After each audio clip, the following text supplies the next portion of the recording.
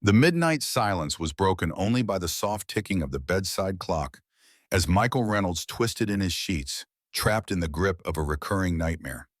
In his dream, he was once again in the passenger seat, the rain pelting against the windshield as Sarah drove them home from their anniversary dinner. He could see her smile, hear her laugh, and then the blinding headlights, the screech of tires on wet asphalt, and the deafening crash that changed everything. Michael bolted upright, his heart pounding against his ribs, the cotton t-shirt clinging to his sweat-soaked back. 3 years had passed since the accident took Sarah from him, but the dreams still came, especially on nights when the responsibilities of being both mother and father to their daughter felt overwhelming. A soft knock on the door drew his attention. 7-year-old Emily stood in the doorway, her teddy bear clutched to her chest, blonde curls framing her face in the dim light from the hallway. "Bad dream again, Daddy?" she asked, her voice small but steady. Michael pushed the damp hair from his forehead and nodded, making room on the bed as Emily climbed up beside him. She settled against his side with the natural ease of a child who had become accustomed to comforting as much as being comforted. "Mom is still here with us," Emily said, placing her small hand over Michael's heart. "Right here," she told me in my dreams. Michael wrapped his arm around his daughter, marveling at the wisdom that sometimes emerged from her. At moments like these, he could see Sarah in their daughter's eyes, in the thoughtful tilt of her head, in the way she seemed to understand things far beyond her years. "You're right, Em," he whispered, kissing the top of her head. "Your mom is always with us." They sat in comfortable silence until Emily's breathing slowed, signaling she had drifted back to sleep. Michael gently tucked her into his bed and watched her for a moment, the weight of responsibility pressing down on his shoulders. Tomorrow would bring another day of balancing the garage, bills, and being everything Emily needed. But for now, in the quiet darkness, he allowed himself to remember the life he once had and the one he was trying to build from its ashes. The morning sun streamed through the windows of Reynolds Restoration and Repair as Michael rolled up the large bay door. The familiar smells of motor oil, metal, and the faint hint of leather from the vintage cars he specialized in restoring filled the air. This garage had become his sanctuary, a place where broken things could be made whole again, even if the same couldn't be said for broken hearts. "Morning, Mr. Reynolds," called Hank, the elderly man who lived next door and often stopped by to admire the classic cars. "Got that '67 Mustang firing on all cylinders yet?" Michael smiled, wiping his hands on a shop rag tucked into his belt. "Almost there, Hank. Just waiting on a carburetor part that should arrive today." The garage was modest compared to the high-end auto shops downtown, but what it lacked in size and polish, it made up for in heart and skill. Vintage photographs of classic American cars lined the walls, alongside certificates that spoke to Michael's past life as an automotive engineer for one of Detroit's biggest manufacturers. Tools were meticulously organized on pegboards, each with its rightful place, a system that had served him well since he left the corporate world to open this place after Sarah's death. As he began his morning routine of checking the previous day's work, Michael's mind drifted to the medical bills stacked on his desk at home. Emily's congenital heart condition required surgery, an operation that insurance would only partially cover, leaving him with a mountain of debt he wasn't sure how to climb. The specialist had been clear. The procedure couldn't wait much longer than 6 months. Michael ran his hand along the smooth curve of the Mustang's fender, the cool metal grounding him. Cars made sense to him. They were complex but logical. When something broke, you identified the problem, found the right parts, and fixed it. Life's problems weren't so straightforward.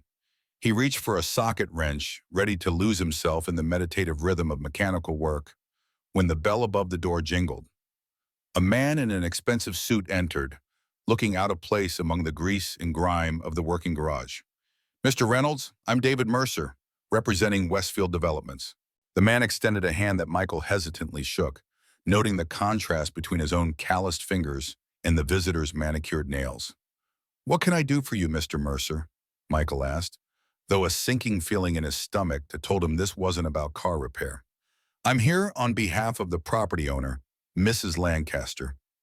As you may know, your lease on this space comes up for renewal in 60 days. Mercer's smile didn't reach his eyes as he handed Michael an envelope.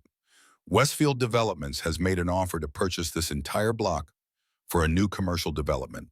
Mrs. Lancaster has accepted our offer, contingent on delivering the properties vacant. Michael stared at the envelope, the implications hitting him like a physical blow. This garage wasn't just his livelihood, it was his connection to Sarah, who had encouraged him to follow his passion for restoration. It was Emily's second home, where she did homework at a small desk in the office and learned to identify tools and car parts. It was the place he had rebuilt himself after his world collapsed. "So I'm being evicted?" The words tasted bitter in Michael's mouth. "Not exactly," Mercer replied smoothly. "Your lease isn't being renewed. There's a difference, legally speaking. Mrs. Lancaster asked me to express her gratitude for your years as a tenant. Westfield is prepared to offer relocation assistance, a finder's fee for a new location perhaps." Michael opened the envelope to find formal notice of the lease termination, along with a glossy brochure showing renderings of a sleek, modern shopping center where his garage and the surrounding buildings currently stood. The plan showed no space for a small, independent auto shop amid the high-end boutiques and trendy restaurants. "I'll need some time to think about this," Michael said, fighting to keep his voice steady. "Of course," Mercer nodded, checking his watch. "You have 60 days, Mr. Reynolds. I suggest you use them wisely." With that, he left, the bell jingling with false cheerfulness in his wake. Michael slumped onto a nearby stool, the envelope clutched in his hand. As he set it down, his eyes fell on an old drawer he'd been meaning to clean out, one of many projects perpetually pushed to tomorrow. Something about Mercer's visit compelled him to open it now. Inside, beneath stacks of old invoices and parts catalogs, he found a yellow document with the faded emblem of Route 66. It was a property record he'd discovered when he first leased the place, but had forgotten about in the chaos of building his business. Michael examined it briefly before setting it aside, a problem for another day when the pressing reality of possibly losing his garage wasn't staring him in the face. Across town, in a sleek, high-rise office building that seemed worlds away from Michael's garage, Olivia Bennett sat at her glass desk, reviewing contracts with laser-focused attention. At 35, she had become one of the most respected corporate attorneys at Bennett and Carter Law, the firm her grandfather had founded decades ago. Her corner office offered a panoramic view of the city skyline, a daily reminder of how far she had come and how much she had sacrificed to get there. "Ms. Bennett, your brother is on line 1, her assistant's voice announced through the intercom. Olivia sighed, setting down her pen. Alexander Bennett, CEO of Westfield Developments and her older brother by 3 years, rarely called with good news these days. Their relationship had grown increasingly complicated as his business practices became more aggressive. "Alex, I'm in the middle of preparing for the Harrington deposition," she said, skipping pleasantries. "Hello to you too, Liv," Alexander's smooth voice replied. "I need the paperwork for the Riverside District acquisition expedited. Victor Crane is getting impatient, and you know how he gets when deals stall." Olivia frowned, pulling up the file on her computer. The Riverside District, a charming area of small businesses that had been serving the community for generations, was Alexander's latest target for revitalization, a euphemism for replacing family-owned shops with upscale chains that could afford the rent hikes that inevitably followed. "The environmental impact statement is still pending, Alex. We can't move forward without it." "Find a way to work around it," he replied dismissively. "That's what I pay the firm for. The last piece of property is proving difficult. Some mechanic who doesn't understand the concept of progress. I need this wrapped up cleanly." "You mean legally," Olivia corrected, her voice cooling. "I'll review the contracts, but I won't cut corners, not even for family." Alexander's laugh held no warmth. "Always the idealist, Liv. Just get it done by the end of the week. Oh, and Mom wanted you to bring Madison to Sunday dinner. Don't be late this time." The call ended before she could respond, leaving Olivia with a familiar tension headache building behind her eyes. She glanced at the silver-framed photograph on her desk, her daughter Madison in ballet attire, beaming after her first recital. Guilt washed over her as she realized she'd missed 2 practices this week already. The divorce 2 years ago had been brutal. Discovering her husband's affair with his 26-year-old secretary was painful enough, but his attempt to leverage her career against her in the custody battle had shown her just how little he had ever respected her work. In the end, she had won primary custody of Madison, But the victory often felt hollow on nights when case files kept her at the office while her daughter ate dinner with the nanny. Olivia checked her watch and cursed softly. She had promised to drive Madison to school today. Her daughter's 7th birthday present had been a whole day with Mommy, starting with a breakfast they'd shared at Madison's favorite diner and a rare mother-daughter drive to school in her grandfather's restored Mercedes. Gathering her files into her leather briefcase, Olivia hurried out, instructing her assistant to reschedule her morning meetings. As the elevator descended, she mentally rehearsed her apology to Madison, adding it to the growing collection of moments she wished she could do over. In the parking garage, Olivia approached the gleaming 1960 Mercedes 220 SE Cabriolet that had been her grandfather Thomas Bennett's pride and joy. The classic car, with its elegant lines and butter-soft leather interior, was one of the few personal indulgences she allowed herself. Driving it connected her to her grandfather, the one person in her family who had encouraged her to follow her heart rather than family expectations. Madison was waiting in the lobby of their luxury apartment building, her dark hair pulled into a neat ponytail, small fingers clutching the straps of a backpack almost as big as she was. The disappointment in her eyes when she spotted her mother was quickly masked with the kind of practiced understanding no 7-year-old should have perfected. "I know, Mom," Madison said before Olivia could speak. "Important case, it's okay." "No, it's not okay," Olivia replied, kneeling to meet her daughter's eyes. "But I'm here now and we're going to have that drive to school I promised. Then I'll pick you up this afternoon and we'll do something special. Just us." Madison's smile brightened slightly. "Can we take the special car?" "Absolutely. Grandpa's Mercedes is waiting for us." As they drove through the city streets, Madison chatted about her latest art project and the friendship bracelet she was making for her best friend. Olivia tried to focus on her daughter's words, but Alexander's demands and the looming Harrington deposition kept intruding. She had built her career on meticulous preparation, and today's scheduled disruption meant working through dinner. Again. "Mom, you're doing that thing with your eyebrows," Madison observed, interrupting Olivia's mental to-do list. "What thing, sweetheart?" "When you're thinking about work instead of listening. Dad used to call it your lawyer face." The innocent comment stung, a reminder of how perceptive children could be, and how much of herself she revealed despite her best efforts to compartmentalize. "I'm sorry, Maddie. Tell me more about this bracelet. What colors are you using?" They were approaching Madison's private school when the car's engine made an ominous sound, followed by a series of sputters. The Mercedes, typically as reliable as it was beautiful, began to slow despite Olivia's pressure on the accelerator. Warning lights illuminated the dashboard as the vehicle rolled to a stop half a block from the school gates. "What's happening?" Madison asked, eyes wide. "I'm not sure, honey," Olivia replied, trying the ignition again, with no success. "But don't worry, we'll figure it out." Pulling out her phone, Olivia called the luxury car service she used for the Mercedes, only to learn that their specialized mechanic was on another call and couldn't reach her for at least 2 hours. Frustration mounted as she realized this delay would cascade through her entire schedule, potentially jeopardizing the Harrington prep work.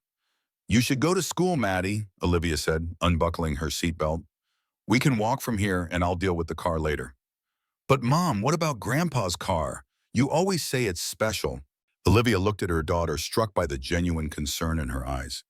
Madison was right. This wasn't just any car. It was her grandfather's legacy, the vehicle he had lovingly maintained until Parkinson's had taken the steadiness from his hands. The thought of leaving it on the street felt wrong, almost disrespectful to his memory. "You're right," Olivia conceded. "Let me make a few calls and see if there's someone who can help us sooner." As she spoke with a second service provider and received the same 2-hour estimate, Olivia noticed a man walking past, his attention caught by the distinctive lines of the vintage Mercedes. He slowed, his experienced eye clearly assessing the vehicle with appreciation rather than casual interest. The man was in his mid-30s with the solid build of someone who worked with his hands.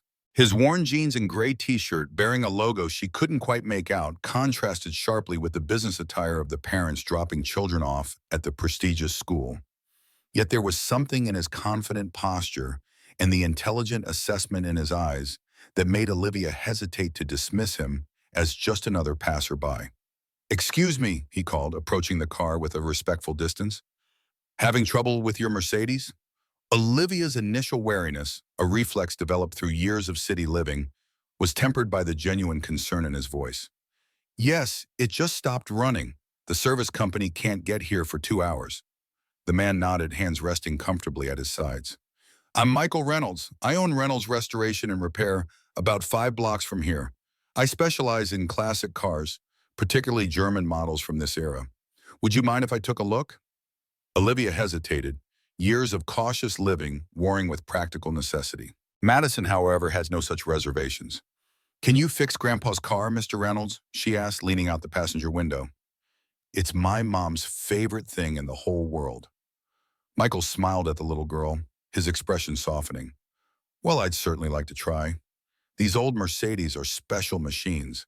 They don't make them like this anymore. Something in his tone, a genuine reverence for the craftsmanship of the vehicle, convinced Olivia.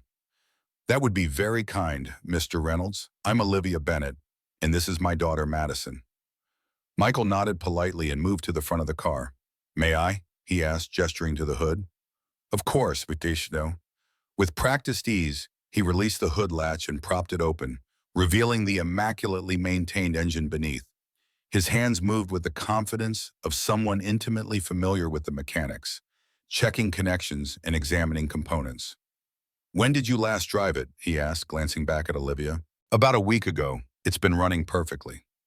Michael nodded, continuing his inspection.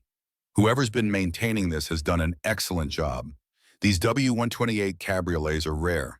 There were only about 1,100 made. Is this the original Einspritz motor fuel injection system? Olivia blinked, surprised by his specific knowledge. Yes, my grandfather insisted on keeping it as authentic as possible. He imported parts from Germany when needed. Your grandfather had excellent taste, Michael remarked, a note of genuine admiration in his voice. After a few more minutes of examination, he straightened. Good news. It's just a loose connection to the fuel pump. The vibration from driving probably jarred it free. I can have you running again in about 5 minutes if you'll allow me. Relief washed over Olivia. Please, go ahead. Madison watched with fascination as Michael retrieved a small tool pouch from his back pocket and set to work with efficient movements. His hands were strong and sure, moving with the precision of someone who understood exactly what they were doing. Do you fix a lot of cars, Mr. Reynolds? Madison asked, clearly impressed. Every day, Michael replied with a smile. It's what I love to do. My grandpa loved his car, Madison continued. Mom says he used to talk to it like it was a person. Michael chuckled. Smart man, these machines have personalities. You have to listen to them, understand what they're trying to tell you. He made a final adjustment and closed the hood with care. All right, Ms. Bennett, would you try starting it now? Olivia turned the key and the engine immediately roared to life, settling into the smooth purr that was so familiar and comforting. The relief on her face was evident as she looked up at Michael. Mr. Reynolds, you've saved our morning. What do I owe you for this rescue? Michael waved a hand dismissively. Nothing at all. It was a simple fix, and it's a privilege to work on a car like this. He paused, admiring the vehicle once more. If you'd like, I could give you my card. These older models sometimes need specialized attention that general service centers don't provide. I would appreciate that, Olivia replied, genuinely grateful. She checked her watch, realizing they were now running late. Madison, we need to get you to school. Can Mr. Reynolds come to dinner at our house? Madison asked suddenly, her expression bright with the unfiltered directness of childhood. To say thank you for fixing Grandpa's car. Olivia felt a flush of embarrassment at her daughter's forwardness. Madison, Mr. Reynolds is busy with his own work. We shouldn't impose. Michael seemed momentarily taken aback by the invitation, his eyes briefly meeting Olivia's before he smiled at Madison. That's very kind of you to offer, Madison. Your mom is right, though. I'm sure you both have busy schedules. Madison's face fell slightly. But Grandpa always said we should thank people properly when they help us, especially when it's something important. Michael and Olivia shared a look of mutual understanding, the kind that passes between adults navigating a child's earnestness. There was something in his eyes, a warmth perhaps, or a recognition, that made Olivia hesitate.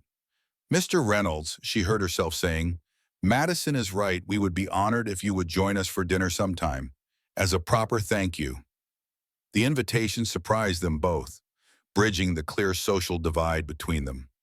Michael in his work clothes with grease-stained hands, and Olivia in her tailored suit and pearls, representatives of worlds that rarely intersected meaningfully. This car was my grandfather's pride and joy, Olivia continued, finding herself wanting to explain. He left it to me when he passed away last year. It's one of the few things I have that connects me to him. So this wasn't just any repair. It means a great deal to me. Michael nodded, understanding flickering in his eyes. In that case, I'd be happy to accept, though I should warn you, I usually come with a +1. My daughter Emily is about Madison's age. Madison's eyes lit up. She can come too. We can show her my art room while the grown-ups talk about boring stuff. Olivia laughed, a genuine sound that seemed to surprise even her. It's settled then. Would Friday evening work? Say, 7 o'clock? Michael hesitated, and Olivia could see him mentally rearranging something. Friday at 7 would be fine. Should I bring anything? Just yourselves, Olivia replied, writing her address on the back of her business card and handing it to him. She accepted his card in return, noting the simple logo of Reynolds Restoration and Repair. As Madison waved goodbye to Michael and they pulled away toward the school, Olivia found herself wondering about the man who had so easily fixed her grandfather's OR and why the thought of Friday's dinner made her both nervous and, unexpectedly, a little excited. Mom, Madison said thoughtfully as they approached the school, Mr. Reynolds seems nice. Not like Dad's friends who always talk about money and boring stuff. He knows about things that matter. Olivia glanced at her perceptive daughter. And what matters, according to Madison Bennett? The little girl considered the question with a seriousness that sometimes startled Olivia. Taking care of special things, like how you take care of me, and how Mr. Reynolds takes care of old cars that people love. As they pulled up to the school entrance, Olivia leaned over to kiss Madison's forehead. You're pretty wise for someone who still sleeps with a nightlight, you know that? Madison grinned, gathering her backpack. That's what Grandpa always said, too. Watching her daughter join the stream of uniformed children entering the school, Olivia sat for a moment in the idling Mercedes, feeling the vibration of the engine Thomas Bennett had so loved. Her schedule was in disarray. Her brother was pressuring her about contracts she wasn't comfortable with, and she had just invited a stranger to dinner. Yet somehow, for the first time in months, something felt right, as if the universe had momentarily aligned to remind her that life wasn't just about contracts and deadlines and maintaining appearances. Sometimes it was about loose connections that needed to be tightened, in engines and perhaps in hearts as well. Have you ever had a chance encounter that changed the course of your life? A moment where you looked back and realized that if one small thing had been different, if you'd left 5 minutes earlier, taken another route, or ignored that feeling that made you stop and help someone, your entire future would have unfolded differently? Life has a funny way of bringing people together at exactly the right moment, doesn't it? Let us know in the comments if you've experienced one of these pivotal meetings that seemed like chance but felt like destiny. Friday evening arrived faster than Michael had anticipated. Standing in front of the bathroom mirror, he adjusted the collar of his navy button-down shirt, the newest item in his wardrobe, purchased specifically for tonight's dinner. Emily sat on the closed toilet lid beside him, swinging her legs and watching him with curious eyes. Why are you so nervous, Daddy? She asked, tilting her head. Is it because the lady is rich? Michael paused mid-motion, caught off guard by his daughter's directness. What makes you think Ms. Bennett is rich? Emily rolled her eyes with the exaggerated patience of a child explaining something obvious. You said she has a fancy old car and lives in the tall buildings downtown. And you made me wear my church dress. She tugged at the hem of her floral dress, which they both knew she only wore on special occasions. I'm not nervous, Michael insisted, though the slight tremor in his hands as he combed his hair suggested otherwise. And we're dressing nicely because it's polite when someone invites you to dinner. The truth was more complicated than he wanted to admit, even to himself. When he'd entered the address Olivia had given him into his phone, he discovered she lived in the Monarch, one of the most exclusive residential buildings in the city, where monthly HOA fees probably exceeded his garage's rent. The realization had created a knot of anxiety in his stomach that had been growing all week. We don't have to go, Emily said, suddenly serious. We could stay home and watch movies instead. Michael knelt down to meet his daughter's eyes, recognizing the insecurity behind her suggestion. Since Sarah's death, they had become a self-contained unit, rarely venturing outside their comfortable routine of garage, school, and home. This dinner represented something new and unknown for both of them. Madison seemed really excited to meet you, he said gently, and I think you might like her too. Plus, I promised to help Ms. Bennett if she has any more car troubles. A Reynolds always keeps their word, right? Emily nodded solemnly. That's what Mom used to say. That's right.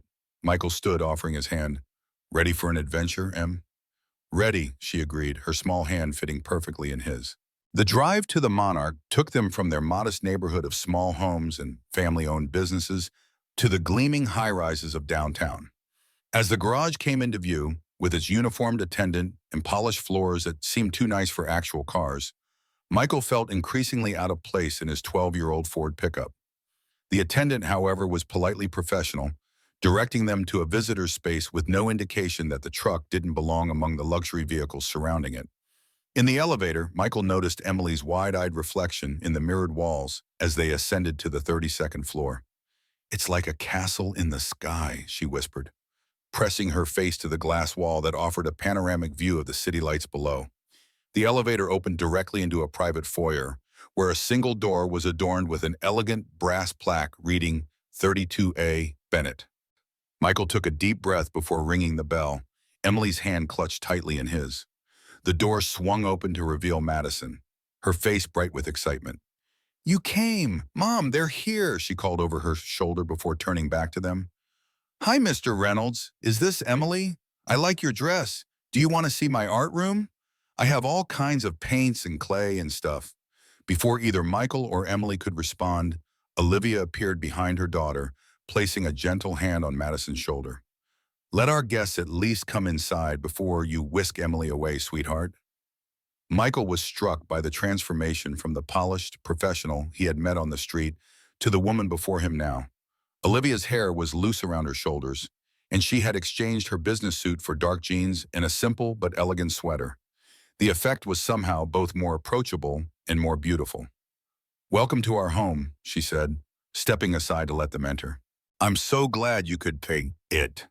The apartment was exactly as impressive as Michael had feared. Open concept and spacious, with floor-to-ceiling windows showcasing the city skyline. The decor was tasteful and clearly expensive, with original artwork adorning the walls and designer furniture arranged in perfect harmony. Yet there were also touches that spoke of a home rather than a showplace. Children's drawings magnetized to the refrigerator, a well-loved teddy bear forgotten on the sofa, books stacked on coffee tables. Your home is beautiful, Michael said, handing Olivia the bottle of wine he had agonized over selecting. It had been the most expensive one he'd ever purchased, though he suspected it was probably mid-range by her standards. Thank you, Olivia replied, accepting the wine with a genuine smile. And thank you for this. It's one of my favorites, actually. Michael couldn't tell if she was being truthful or just polite, but her warmth seemed authentic. As she invited them further inside, Emily remained partially hidden behind him, her natural shyness reasserting itself in the unfamiliar environment. Madison, however, was not deterred. She approached Emily directly, extending a hand in a gesture that seemed charmingly adult for a 7-year-old. I'm Madison. Do you like to draw? I have some new markers that make sparkly lines. Emily glanced up at Michael, who gave her an encouraging nod.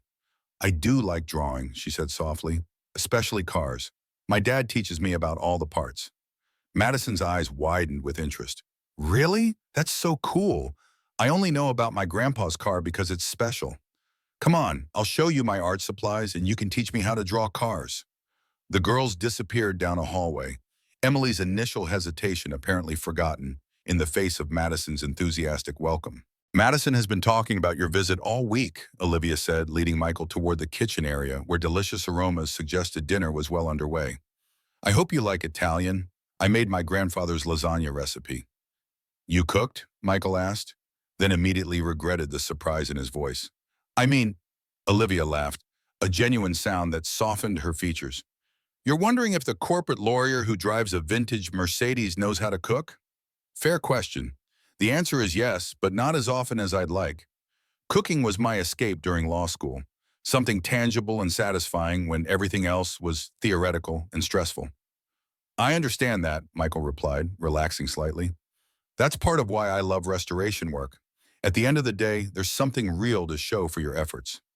As Olivia checked on the lasagna, Michael found his attention drawn to a collection of framed photographs on a nearby shelf. Among family portraits and vacation scenes was a black and white image of a distinguished older man standing proudly beside the same Mercedes he had repaired earlier that week. "Is this your grandfather?" he asked. Olivia joined him, a fond smile touching her lips. "Yes, that's Thomas Bennett with his beloved car. He bought it the year I was born and kept it in perfect condition until Parkinson's made it impossible for him to drive anymore. He taught me to appreciate craftsmanship and the value of taking care of things that matter." "He sounds like a wise man," Michael said, studying the photograph more closely. Something about the background looked vaguely familiar. An old filling station with a distinctive sign, but he couldn't place it. "He was," Olivia replied, a hint of sadness in her voice.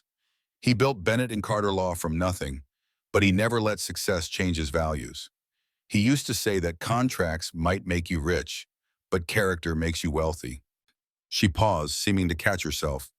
"Sorry, I don't usually get so sentimental with people I've just met."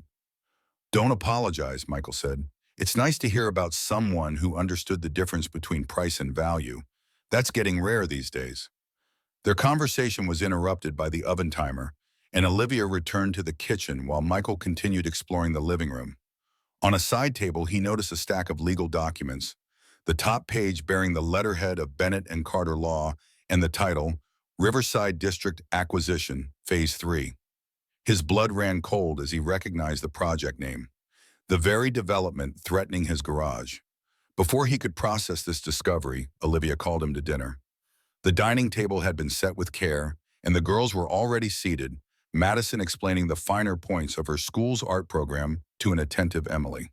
Throughout dinner, Michael found himself torn between enjoying the evening and wrestling with the knowledge that Olivia might be involved in the project that could destroy everything he had built. The lasagna was delicious, the conversation flowed easily, and watching Emily come out of her shell with Madison was a joy he hadn't anticipated.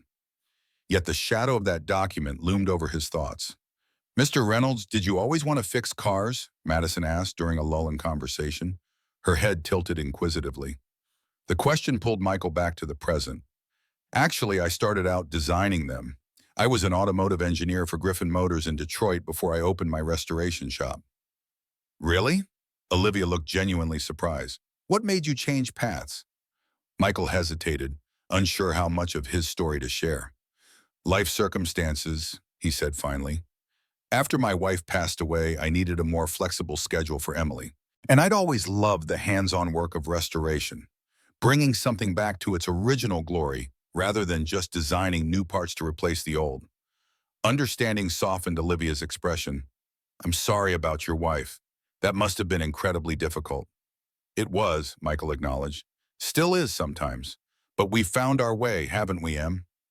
Emily nodded, tomato sauce adorning her chin. "Daddy can fix anything," she said with absolute confidence. "Cars, toasters, my bike, everything except hearts. He says those have to heal on their own." A moment of silence followed this innocent observation, the simple wisdom of it touching everyone at the table. Olivia's eyes met Michael's across the table, a look of recognition passing between them, the shared understanding of loss and rebuilding that transcended their different circumstances. After dinner, the girls returned to Madison's art room, while Michael helped Olivia clear the table, falling into an easy rhythm of cooperation. "Madison seems to be good for Emily," Michael observed, watching his normally reserved daughter chattering animatedly as they disappeared down the hall. "She hasn't connected with another child like this since before Sarah died." "They do seem to have hit it off," Olivia agreed, loading the dishwasher with practiced efficiency. "Madison doesn't have many close friends. Between my work schedule and her father's inconsistent presence, playdates haven't been a priority. I sometimes worry she's too adult for her own good." Michael nodded, understanding all too well. "Emily's the same way. When you're raised around mostly adults, you start to think like one." As they finished the dishes, Olivia offered Michael a tour of the apartment. In Madison's art room, they found the girls deeply engaged in creating a collaborative masterpiece. Emily drawing detailed car outlines that Madison filled with vibrant colors and patterns. "Look, Dad," Emily called excitedly. "Madison is teaching me about complementary colors, and I'm teaching her how to draw us a '57 Chevy." "That's fantastic, Em," Michael replied, genuinely pleased to see his daughter so animated. "You two make a good team." The tour continued to Olivia's home office, a space that reflected her professional success with its elegant desk and law degrees prominently displayed. Yet here too were personal touches. More family photos, a child's clay handprint paperweight, a colorful paperclip holder clearly made in an art class. "I try to keep work and home separate," Olivia explained, "but the lines blur when you're a single parent. Sometimes this office is the only reason I can be home for dinner instead of at the firm until midnight." As they returned to the living room, Michael's attention was again drawn to the documents he had noticed earlier. This time, Olivia followed his gaze. "Work follows me everywhere," she said apologetically, gathering the papers into a neater stack. "Even on Friday nights." Michael hesitated, then decided directness was the only honest approach. "Is that the Westfield Developments project? The Riverside District acquisition?" Surprise registered on Olivia's face. "Yes, it is. How did you—" "My garage is in the Riverside District," Michael said quietly. "I received notice that my lease won't be renewed because Westfield is buying the entire block." Understanding dawned in Olivia's eyes, followed by something that looked like genuine regret. "Michael, I had no idea. The firm represents Westfield, but I didn't make the connection." She shook her head. "The world is smaller than we think, isn't it?" "Apparently so," Michael agreed, his tone more resigned than angry. "I suppose this makes tonight a bit awkward." Olivia set the papers down, turning to face him fully. "It doesn't have to. Business is business, but this," she gestured between them, "this is just two people who met by chance and whose daughters happen to like each other." "Is it that simple?" Michael asked, not entirely convinced. "No," Olivia admitted with surprising candor. "It's not simple at all, but I've learned that few worthwhile things in life are." Their conversation was interrupted by the girls returning to show off their completed artwork. A fantastical scene featuring a rainbow-colored classic car driving through a landscape that seemed to combine elements of city and countryside, with two small figures waving from the windows. "It's us," Madison explained proudly. "Me and Emily going on an adventure in a magic car that can go anywhere."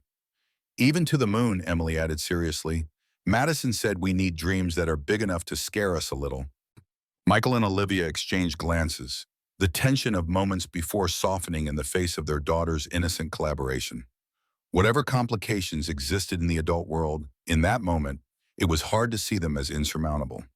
As the evening drew to a close and it came time to leave, Madison impulsively hugged Emily goodbye, extracting a promise to come back soon.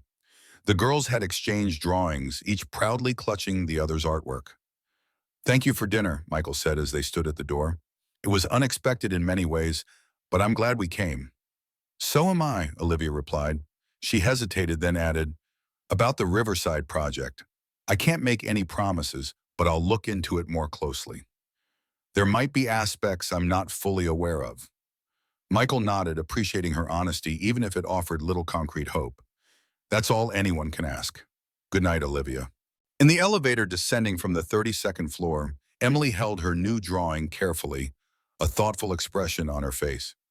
"Dad," she said finally, "I really like Madison, and I think her mom is nice too." "They are nice," Michael agreed, wondering how to explain the complications of adult life to a 7-year-old. "Madison said her mom is lonely sometimes, even though she has a big important mom and lots of money," Emily continued. "Just like you get lonely sometimes, even though you have me in the garage and can fix anything."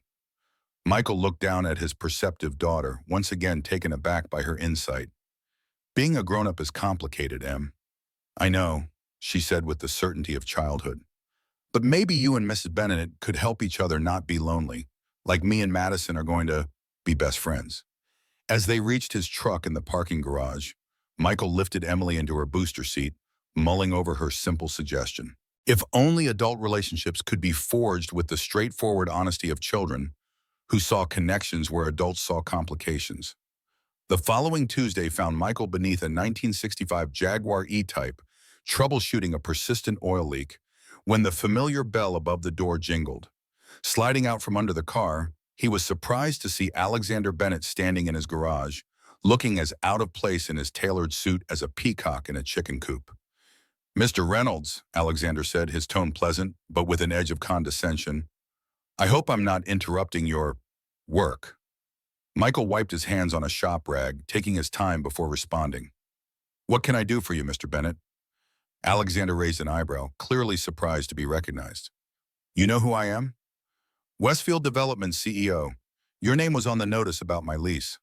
Michael gestured to a stool. "Would you like to sit down?" "No, thank you. This won't take long." Alexander glanced around the garage with the calculated assessment of someone valuing property rather than appreciating craftsmanship. "I understand you have met my sister, Olivia." So that was it. Michael felt a cold certainty settle in his stomach. "I have. She was kind enough to invite my daughter and me to dinner after I helped her with car trouble." Alexander's smile didn't reach his eyes. "Yes, our grandfather's Mercedes. She mentioned that. She's always been sentimental about that car." He paused, studying Michael. "I'll be direct, Mr. Reynolds. I'm here because I believe in fair dealings, boys. Your lease situation is unfortunate but inevitable. Progress requires change, and this neighborhood is overdue for revitalization." "Revitalization," Michael repeated, the corporate euphemism tasting bitter. "Is that what you call replacing family businesses with chain stores?" Alexander's expression hardened slightly. "I call it economic development, but I'm not here to debate urban planning with you. I'm here to make you an offer." He removed an envelope from his inside pocket. "Westfield is prepared to compensate you generously for the inconvenience of relocation. This check represents 6 months of your current rent, plus a finder's fee for a new location.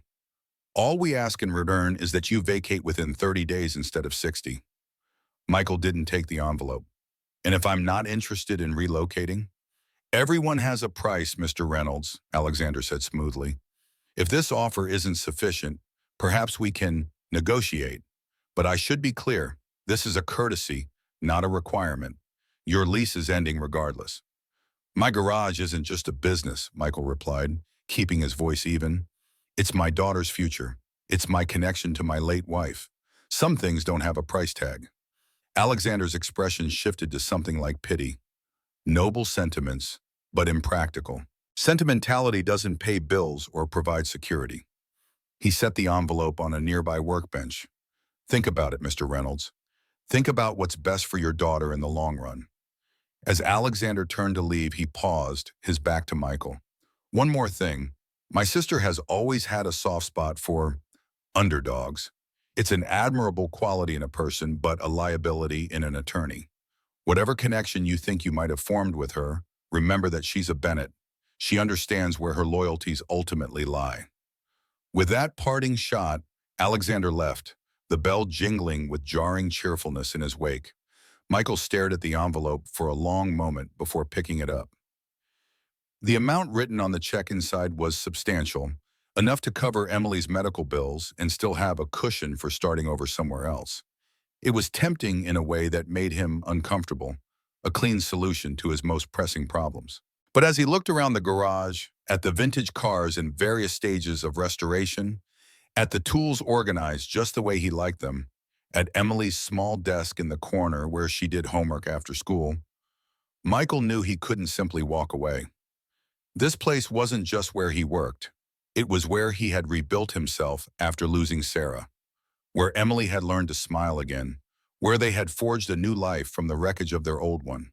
Some things, as he had told Alexander, didn't have a price tag. The question was whether he could afford to stand by that principle when Emily's health and future hung in the balance.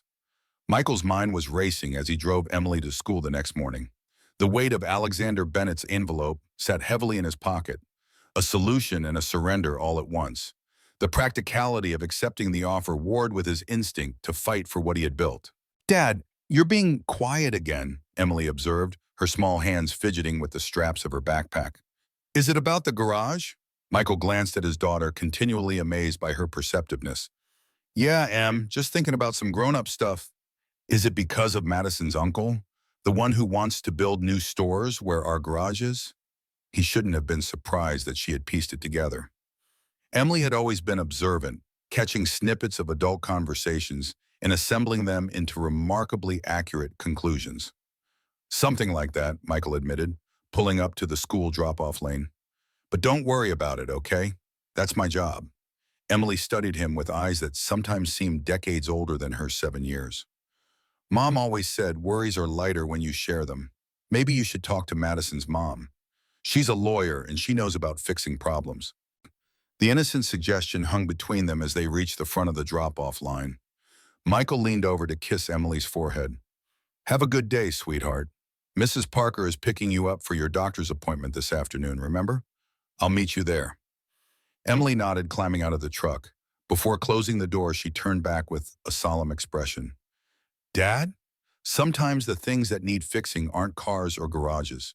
Sometimes they're the hard choices we have to make. That's what Mom would say. With that, she closed the door and joined the stream of children heading into the school, leaving Michael staring after her, once again humbled by the wisdom that occasionally emerged from his daughter's mouth, echoes of Sarah that both comforted and ached. As he pulled away from the school, Michael found himself taking a different route back to the garage, one that led past the gleaming high-rise where Olivia worked.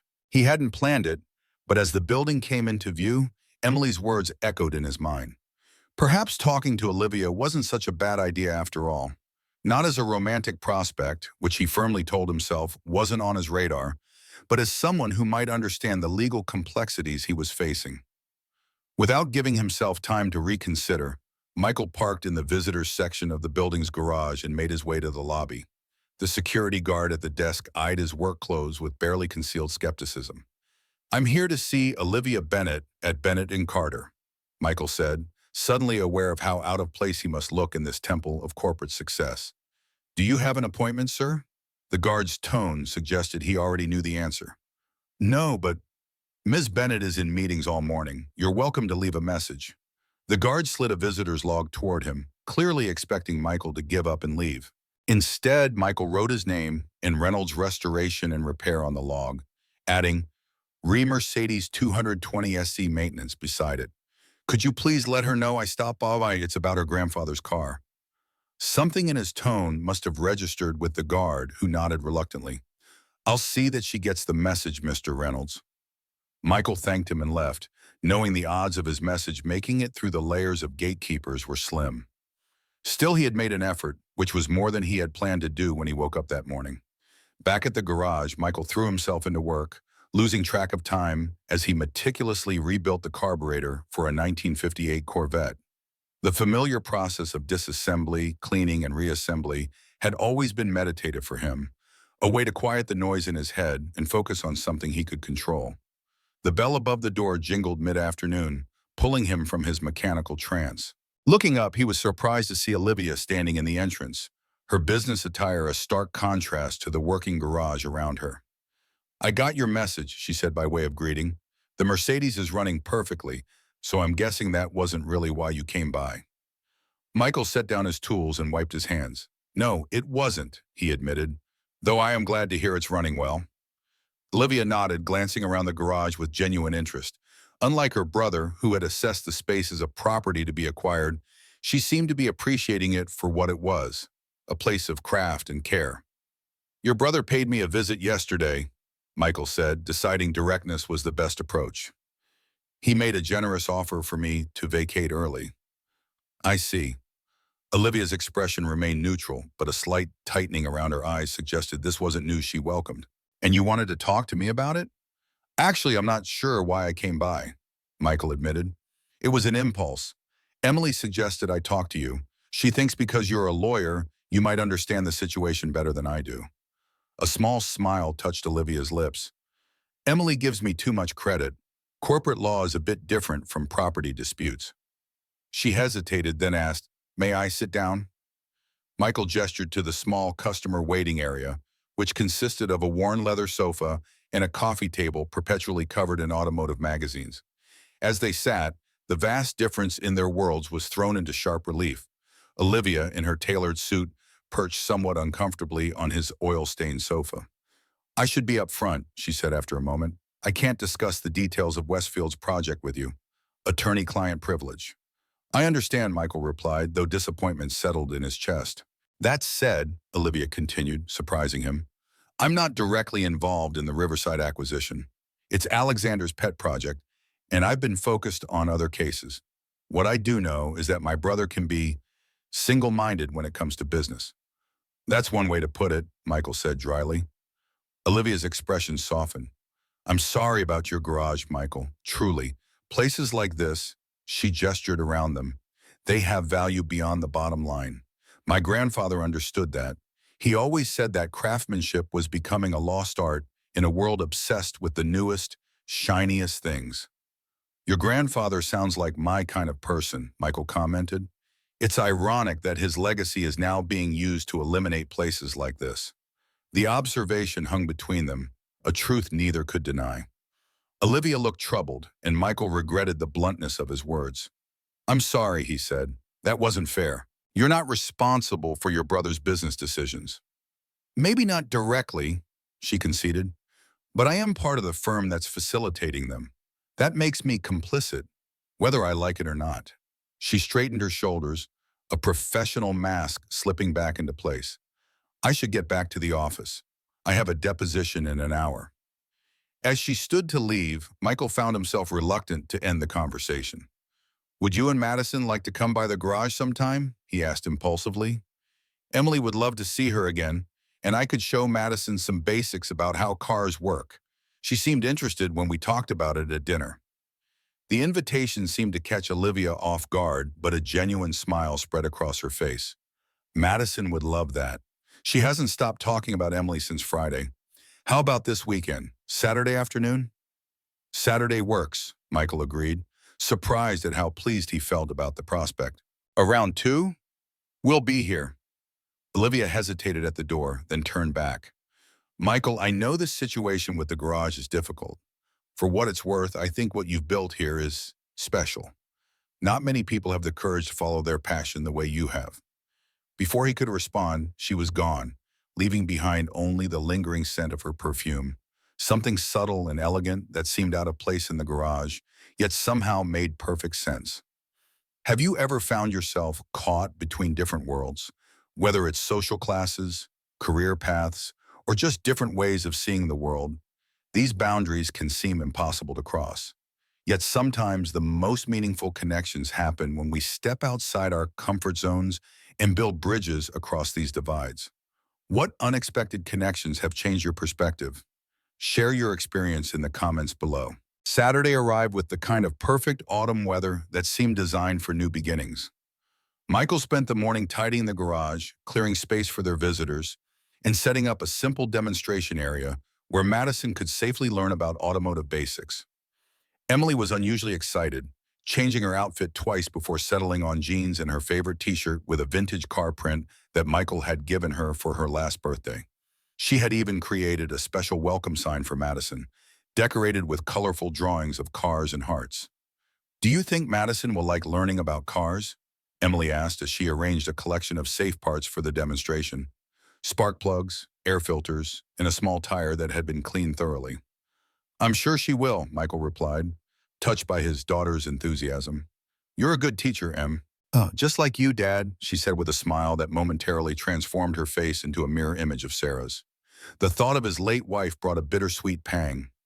Sarah would have loved seeing Emily like this, animated, planning, connecting with a new friend. It was these moments when her absence felt most acute, these milestones she should have been part of. At precisely 2 o'clock, a sleek black SUV pulled up outside the garage. Madison burst out before Olivia had fully parked, racing toward Emily with the unfiltered excitement only children can express so openly. We're here. I brought my drawing pad so we can make car designs, Madison called, waving a professional-looking art portfolio that was almost as big as she was. Emily's face lit up as she ran to meet her friend, all shyness forgotten. The girls immediately fell into animated conversation, Madison admiring the welcome sign, while Emily explained the day's planned activities. Olivia emerged from the SUV more sedately, dressed casually in jeans and a simple blue blouse, a marked departure from her business attire. Michael was struck by how different she looked, more relaxed and somehow more authentic. This is quite the welcome, Olivia commented, nodding toward the sign. Emily must have put a lot of work into it. She's been planning this all week, Michael admitted. It's good to see her so excited about something. The past few years haven't given her many reasons to be. Olivia's expression softened with understanding. Madison, too. Since the divorce, she's had to grow up too fast. It's nice to see her just being a kid again. The afternoon unfolded with an easy rhythm that surprised them all. Michael guided the girls through basic automotive concepts, showing Madison how to check oil levels and explaining how the different systems in a car work together. While Emily proudly demonstrated her knowledge as his assistant, Madison proved to be an attentive student, asking thoughtful questions that showed genuine interest. "So the engine is like the heart of the car?" she asked at one point, making a connection that delighted Michael. "Exactly right," he confirmed. "And like a heart, it needs proper care and maintenance to keep everything running smoothly." "Just like people," Madison observed with childish wisdom. "My grandpa always said you have to take care of what matters, or it falls apart." The innocent comment hung in the air for a moment, resonating with a truth that transcended automobiles. Michael and Olivia exchanged glances, a silent acknowledgement passing between them of the wisdom that sometimes emerged from children's mouths. While the girls were occupied with drawing their dream cars on a clean section of the garage floor, Olivia wandered over to a vintage Aston Martin that sat partially restored in the corner. "This is beautiful," she commented, running her hand lightly over the curve of the fender. "I didn't realize restoration work was so detailed." "Most people don't," Michael replied, joining her. "They see the finished product and think it's just about making an old car look pretty again. But it's really about preserving history, understanding how these machines were built, the craftsmanship that went into them, and keeping that alive." "Like what my grandfather did with his Mercedes," Olivia mused. "Exactly. Cars like these weren't just transportation. They were works of art, built by people who took pride in their craft. Mass production has its place, but something gets lost when everything becomes disposable." Olivia nodded thoughtfully. "My grandfather used to say the same thing about the law. He built his practice on relationships and trust, knowing his clients as people, not just billable hours. The firm has grown so much since then, sometimes I wonder if we've lost sight of his original vision." The parallel wasn't lost on Michael, but before he could respond, his phone rang. The screen showed the hospital's number, sending a jolt of concern through him. "Excuse me, I need to take this," he said, stepping away. The brief conversation left him with a furrowed brow and tight shoulders as he returned to Olivia. "Everything okay?" she asked, clearly noting his change in demeanor. "That was Emily's cardiologist," Michael explained quietly, ensuring the girls couldn't overhear. "They've had a cancellation and can move up her surgery to next month, but they need a larger deposit than I was expecting. I'll figure it out, but—" He trailed off, the reality of his financial situation weighing heavily. Olivia's expression shifted to one of concern. "I didn't realize Emily needed surgery. Is it serious?" Michael hesitated, then nodded. "Congenital heart defect. She's been managing with medication, but the doctors say she needs the procedure before she turns 8. The timing with everything else is just—" He gestured vaguely, encompassing the garage, the Westfield situation, and all the complications entangled with them. "I'm so sorry, Michael," Olivia said, genuine empathy in her voice. "If there's anything I can do—" "Thanks, but we'll manage," he interrupted, uncomfortable with accepting sympathy. "We always do." Their conversation was cut short by excited calls from the girls, who wanted to show off their collaborative design, a futuristic car that somehow combined elements of a classic Mustang with what appeared to be rocket boosters and butterfly doors. "It runs on imagination," Madison explained proudly, "and it has special seats that can fly out and turn into beds if you get tired." "Very practical," Michael commented with a straight face, which sent both girls into fits of giggles. The afternoon passed quickly, and as the time came for Olivia and Madison to leave, there was a reluctance on all sides to end the day. The girls extracted promises from each other to meet again soon, while Michael and Olivia exchanged awkward but sincere thanks for the afternoon. As Olivia buckled Madison into the SUV, Michael noticed a sleek black sedan parking across the street. The driver's window lowered slightly, revealing Alexander Bennett's distinctive profile. The older Bennett sibling watched the scene for a long moment before driving away without acknowledging them. Michael chose not to mention the sighting to Olivia, not wanting to cast a shadow over what had been a pleasant day. But as he watched her drive away, he couldn't shake the feeling that their worlds were colliding in ways that would eventually force difficult choices for them both. The following Wednesday brought rain, a steady, penetrating drizzle that seemed to mirror Michael's darkening mood. The hospital had called again, confirming Emily's surgery date and gently but firmly reminding him about the required deposit. Alexander's envelope sat in his desk drawer, the solution it offered growing more tempting with each passing day. Michael was so absorbed in his thoughts that he nearly missed the tall figure entering the garage, rain dripping from an expensive overcoat.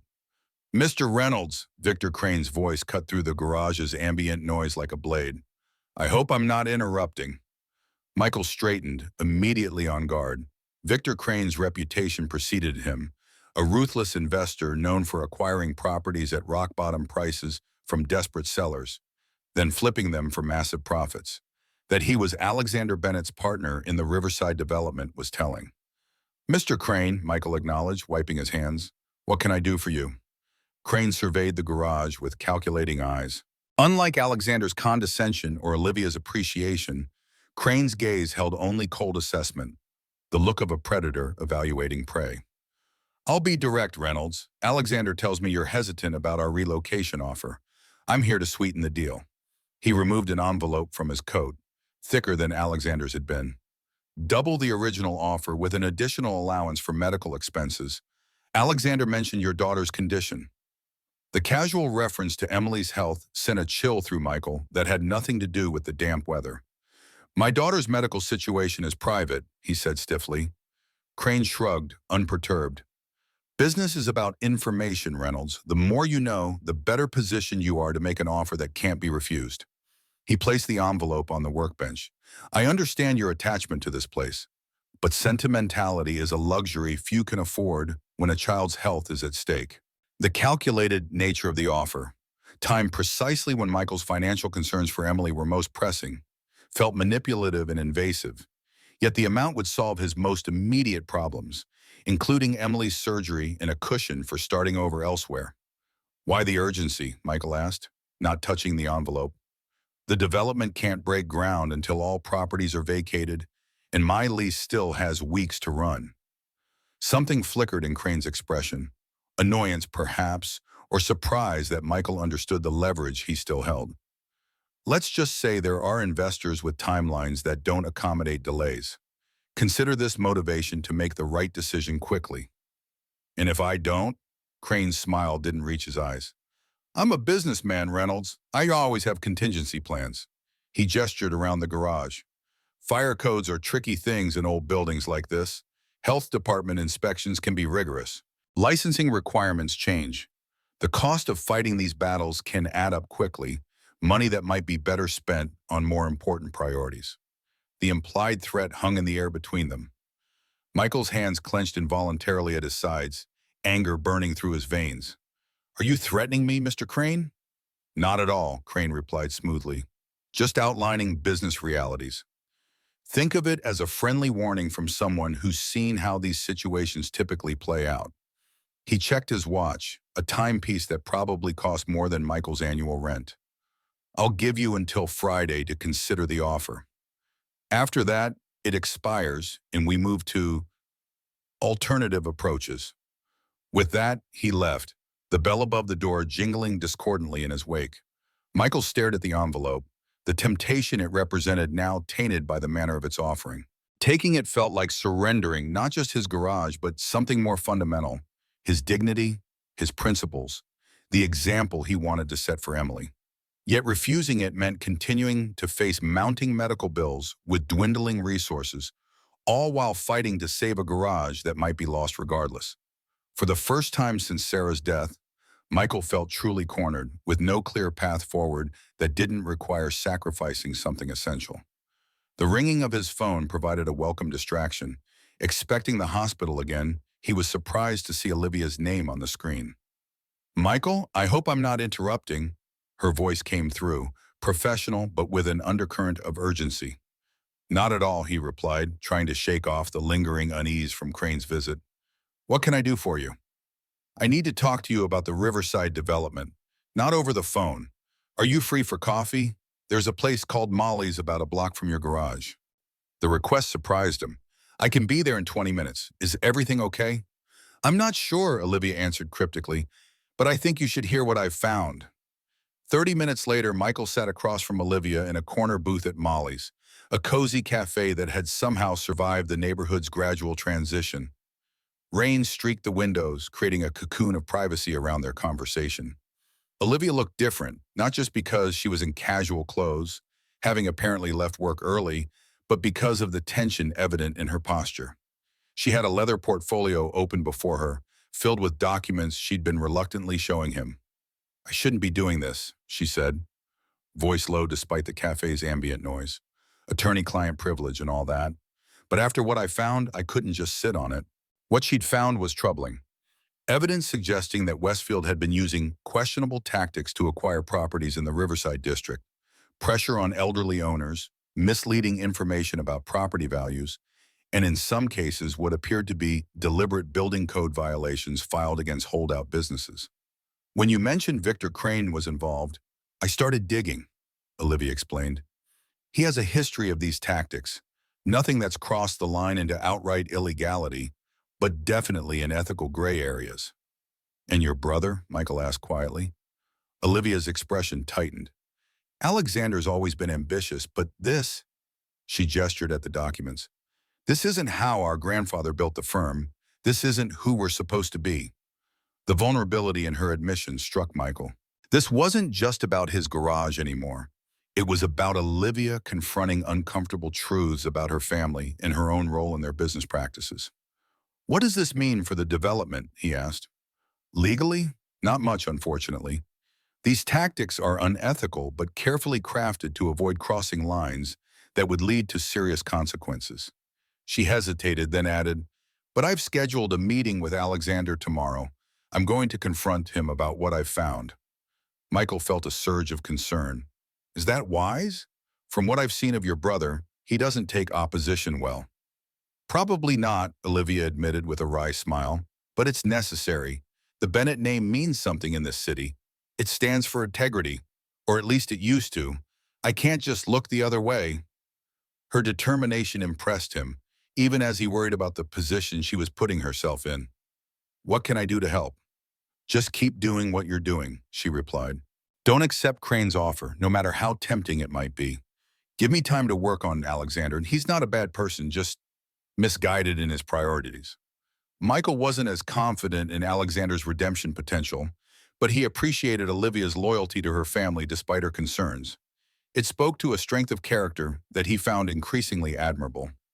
As they prepared to leave, Michael hesitated, then decided to share his own news. Emily's surgery has been moved up to next month, he said. It's good that she'll get it sooner, but the timing with everything else is challenging. Olivia's expression softened with genuine concern. Michael, I had no idea things were so urgent. Is there anything I can do? I know lawyers aren't exactly known for their generosity, but... No, he interrupted gently. I appreciate the thought, but we'll manage. Rentals take care of their own. That's what I've always taught Emily. Being strong doesn't mean you have to face everything alone, Olivia said quietly. That's something I'm still learning myself. Their eyes met across the table, a moment of connection that transcended the differences in their backgrounds and circumstances. In Olivia's gaze, Michael saw not pity but understanding, the recognition of a fellow parent doing their best in difficult circumstances. The moment was broken by the chiming of Olivia's phone. She glanced at the screen and frowned. It's Alexander. I should take this. Michael nodded, giving her privacy by stepping away to pay their bill. When he returned, Olivia's expression had hardened into something he hadn't seen before, a cold anger that transformed her features. What's wrong? He asked as they stepped outside, the rain having lessened to a light drizzle. My brother, she replied, her voice tight. He's called an emergency partners meeting at the firm. Apparently, someone has been accessing files without authorization and needs to be addressed appropriately. The implication was clear. Alexander knew about Olivia's investigation. Will you be okay? Michael asked, genuine concern in his voice. I'll be fine, she assured him, though her expression suggested otherwise. Alexander may be the firm's rainmaker, but I have allies too. This isn't over yet, not by a long shot. As they parted ways, Michael watched Olivia stride purposefully toward her car, shoulders squared against whatever confrontation awaited her. He was struck by the courage it took to stand up against her own family for what she believed was right, a courage that only increased his respect for her. The following days passed in a tense limbo.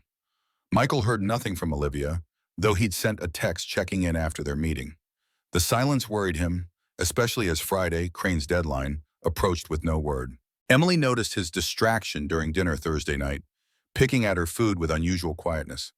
"Dad, are we going to have to move?" she asked suddenly, looking up at him with those penetrating eyes that seemed to see right through his attempts to shield her from adult concerns. Michael set down his fork, considering how to answer. He had always been honest with Emily, believing that children deserved the truth, even when it was difficult. But he also wanted to protect her from unnecessary worry. "I don't know yet, Em," he admitted finally. "There are some people who want to buy the property where our garage is. If that happens, we might need to find a new location." Emily processed this with a thoughtfulness beyond her years. "Is that why you're sad? Because you might lose the garage?" "Partly," Michael acknowledged, "but mostly I'm worried about making the right decisions for us, for our future." "Because of my heart surgery," Emily said matter-of-factly. It wasn't a question. Michael nodded, his throat tight. "The garage is important, but you're what matters most, Em. Always." Emily considered this, pushing a carrot around her plate. "Madison said her uncle is the one who wants to build new stores where our garage is. She said her mom is really mad at him about it." The statement caught Michael by surprise. "Madison told you that?" Emily nodded. "Yesterday when we were talking on the phone. She said her mom and uncle had a big fight, and now her mom is working from home because she doesn't want to see him." This was the first Michael had heard about the outcome of Olivia's confrontation with Alexander. The news that she was working from home, effectively isolating herself from the firm, suggested things hadn't gone well. "Did Madison say anything else?" he asked, trying to keep his tone casual. "Just that her mom was making a lot of phone calls and looking at old papers from their grandpa." Emily shrugged. "Madison thought it was boring grown-up stuff. The information filtered through the perspective of a 7-year-old wasn't much to go on, but it suggested Olivia was still fighting in her own way." After putting Emily to bed, Michael tried calling Olivia again, but the call went straight to voicemail. Concern gnawed at him as he considered what might be happening. Had Alexander taken action against his sister professionally? Was she in some kind of trouble because she had tried to help him?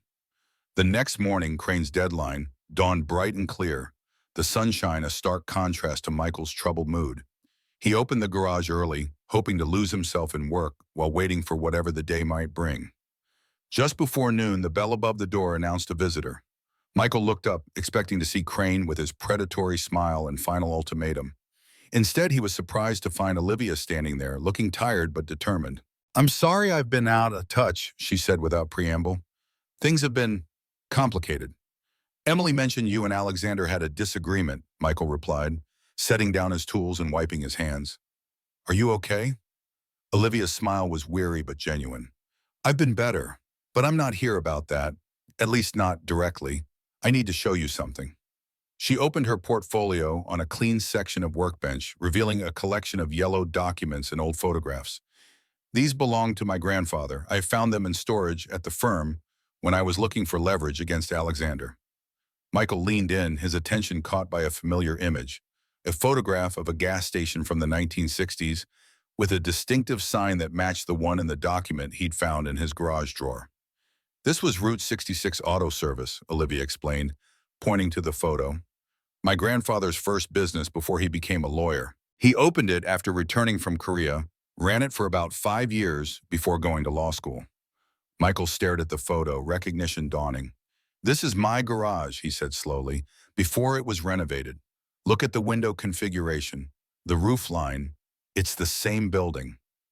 Olivia nodded, excitement in her eyes. "Exactly. And there's more." She pulled out another document, a deed of sale dated 1965. "Thomas Bennett sold the garage to William Reynolds. Any relation?" "My grandfather," Michael breathed, stunned by the connection. "He ran it until the early 90s when my father took over. I never knew he bought it from your grandfather." The revelation hung between them, a thread connecting their families across decades. a shared history neither had known existed. But beyond the personal significance, Michael saw something else in the documents. This could help establish the garage as a historic property, he said, his mind racing with possibilities. Route 66 has protected status in many places. If we can prove this was one of the original service stations, it might be enough to block the development, Olivia finished, understanding immediately, or at least force a major redesign that preserves the original structure. The hope that flared in Michael's chest was tempered by practical concerns. But would it be enough, and could we establish the historical significance before Crane's bulldozers arrive? That's where I come in, Olivia replied with newfound confidence. I've already contacted the State Historical Society and the Route 66 Association. They're sending representatives next week to evaluate the property. If they support the designation, we can file for emergency protected status. The "we" in her statement wasn't lost on Michael. Somewhere along the way, Olivia had fully committed herself to his cause, despite the professional and personal risks involved. Why are you doing this? He asked quietly. You're putting yourself at odds with your brother, maybe even risking your position at the firm. Why take that chance for a garage you barely know? Olivia was quiet for a moment, considering her answer. Partly because it's the right thing to do, she said finally, but also because in the past few weeks, I've seen something here that's becoming rare. Someone who believes in building things to last, in taking care of what matters, in standing up for principles even when it's difficult. The world needs more of that, not less. Her words touched something deep in Michael, a recognition that went beyond gratitude. Before he could respond, however, the moment was shattered by the sound of screeching tires outside. Looking through the window, they saw Alexander Bennett emerging from his luxury sedan, his face a mask of cold fury. Behind him, Victor Crane exited a second vehicle, his expression equally ominous. It seems my brother has figured out where I've been, Olivia said, her voice tight. This should be interesting.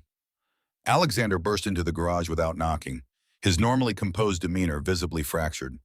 Olivia, what the hell do you think you're doing? He demanded, ignoring Michael completely. First you access confidential files, then you contact our clients behind my back. And now this? Historical designation? Have you lost your mind? Olivia faced her brother calmly, though Michael could see tension in the set of her shoulders. I'm doing what grandfather would have done, Alex, protecting something of value instead of destroying it for profit. Don't bring Thomas into this, Alexander snapped. He built a successful business through smart decisions, not sentimental nonsense. Is that what you call intimidating elderly shop owners and filing false code violations? Olivia challenged. Smart business? Victor Crane stepped forward, his cold eyes fixed on Michael. Your deadline has passed, Reynolds. The offer is withdrawn. We'll proceed with alternative methods to secure the property. Threatening me again, Crane? Michael asked, anger rising. It didn't work the first time. Alexander looked between them, confusion momentarily replacing anger. What threats? Victor, what is he talking about? An uncomfortable silence fell as Crane avoided Alexander's questioning gaze. It was clear that some of Crane's tactics had been employed without his partner's knowledge, a revelation that seemed to give Alexander pause. It doesn't matter, Crane dismissed. What matters is that this garage will be vacated by the end of the month, one way or another. The project is moving forward. Not if it's designated a historic property, Olivia countered, retrieving the documents from the workbench. The garage qualifies under 3 separate criteria for Route 66 historic preservation. Once that designation is granted, any development will have to incorporate and preserve the original structure. You can't be serious, Alexander scoffed, though uncertainty had crept into his expression. This isn't some architectural treasure. It's a rundown auto shop. It's one of the last original Route 66 service stations in the city, Olivia pressed. And it happens to be the first business that our grandfather ever owned, the place where he built the foundation for everything the Bennett name stands for today. This revelation clearly caught Alexander off guard. What are you talking about? Olivia handed him the old photograph of Thomas Bennett standing proudly in front of the garage, decades before it would become Reynolds Restoration and Repair. Grandfather sold it to Michael's grandfather in 1965 when he went to law school. It's been in continuous operation as an auto service center for over 60 years. Alexander stared at the photograph, something shifting in his expression. For the first time, he seemed to be seeing the garage not as a property to be acquired, but as a piece of his own family's history. Crane, however, was unmoved. Touching story, but irrelevant. Sentiment doesn't trump contracts, and we have investors waiting. Bennett, we need to shut this down now. Alexander looked torn, his gaze moving from the photograph to his sister, then to Michael. In that moment of hesitation, the bell above the door jingled again as a small figure burst into the garage. "Takan!" Emily called, her face alight with excitement as she ran to Michael, backpack bouncing. "Mrs. Parker picked me up early because the nurse at school said I—" She stopped abruptly, noticing the tension and the strangers in the garage. "Oh, hello." The unexpected arrival of a child shifted the atmosphere instantly. Emily's presence, her innocence and vulnerability, seemed to diffuse some of the hostility that had filled the space moments before. "Hello there," Olivia said warmly, kneeling to Emily's level. "You must be Emily. I'm Olivia, Madison's mom. We've heard so much about you." Emily's face brightened at the mention of her friend. "You're Madison's mom? She told me you were pretty. She was right." The simple compliment brought a genuine smile to Olivia's face, a brief moment of warmth amid the conflict. Alexander, uncomfortable with the interruption, cleared his throat. "We should continue this discussion elsewhere." "No," Michael said firmly, placing a protective hand on Emily's shoulder. "This garage is my business and my home. Whatever needs to be said can be said here." Emily looked up at her father, confusion in her eyes. "Dad, is something wrong?" Before Michael could answer, Emily's attention was caught by the photograph still in Alexander's hands. "Hey, that's our garage, but it looks really old." Alexander glanced down at the child, then back at the photograph. Something in Emily's innocent observation seemed to reach him in a way the adults' arguments hadn't. "Yes, it is old," he said, his tone softer than it had been moments before. "It belonged to my grandfather a long time ago." Emily's eyes widened. "Really? That means your grandpa and my grandpa both own in the same garage. That's like garage cousins or something." The childish logic brought an unexpected chuckle from Alexander, surprising everyone, including himself. For a brief moment, the hardened businessman gave way to something more human. Victor Crane, however, had reached the limit of his patience. "Enough of this. Bennett, we need to make decisions based on business, not family photos and children's observations." The harsh words drew everyone's attention back to Crane, whose cold demeanor seemed particularly jarring in contrast to the moment of connection that had just occurred. Alexander straightened, his expression hardening again as he handed the photograph back to Olivia. "Victor's right. Business is business. The development is moving forward." Michael felt Emily's small hand slip into his, seeking reassurance. He squeezed it gently, trying to convey a confidence he didn't entirely feel. "Then we'll see you at the historical designation hearing," Olivia said, gathering her documents with deliberate care. "I've already filed the emergency petition. The review board meets next week." Alexander's jaw tightened at this news. "You're making a mistake, Olivia. This puts you in direct opposition to the firm's interests." "No," she countered calmly. "It puts me in alignment with the firm's founding principles. There's a difference." The siblings stared at each other, years of shared history and competing values hanging in the balance between them. Finally, Alexander turned to leave, gesturing for Crane to follow. At the door, he paused, looking back at Michael. "For what it's worth, Reynolds, your work here is impressive. In another situation, I might have appreciated it." With that small acknowledgement, he left, Crane following with a final warning glare that promised this wasn't over. As the door closed behind them, Emily looked up at her father with worried eyes. "Are they going to take away our garage, Dad?" Michael knelt to her level, aware of Olivia watching them with compassion. "I don't know, Em, but what I do know is that we're going to fight for it, just like we fight for all the important things in our lives. And this time, we have some pretty impressive help." He glanced up at Olivia, who smiled with a determination that kindled something in his chest, a feeling that had been dormant for too long.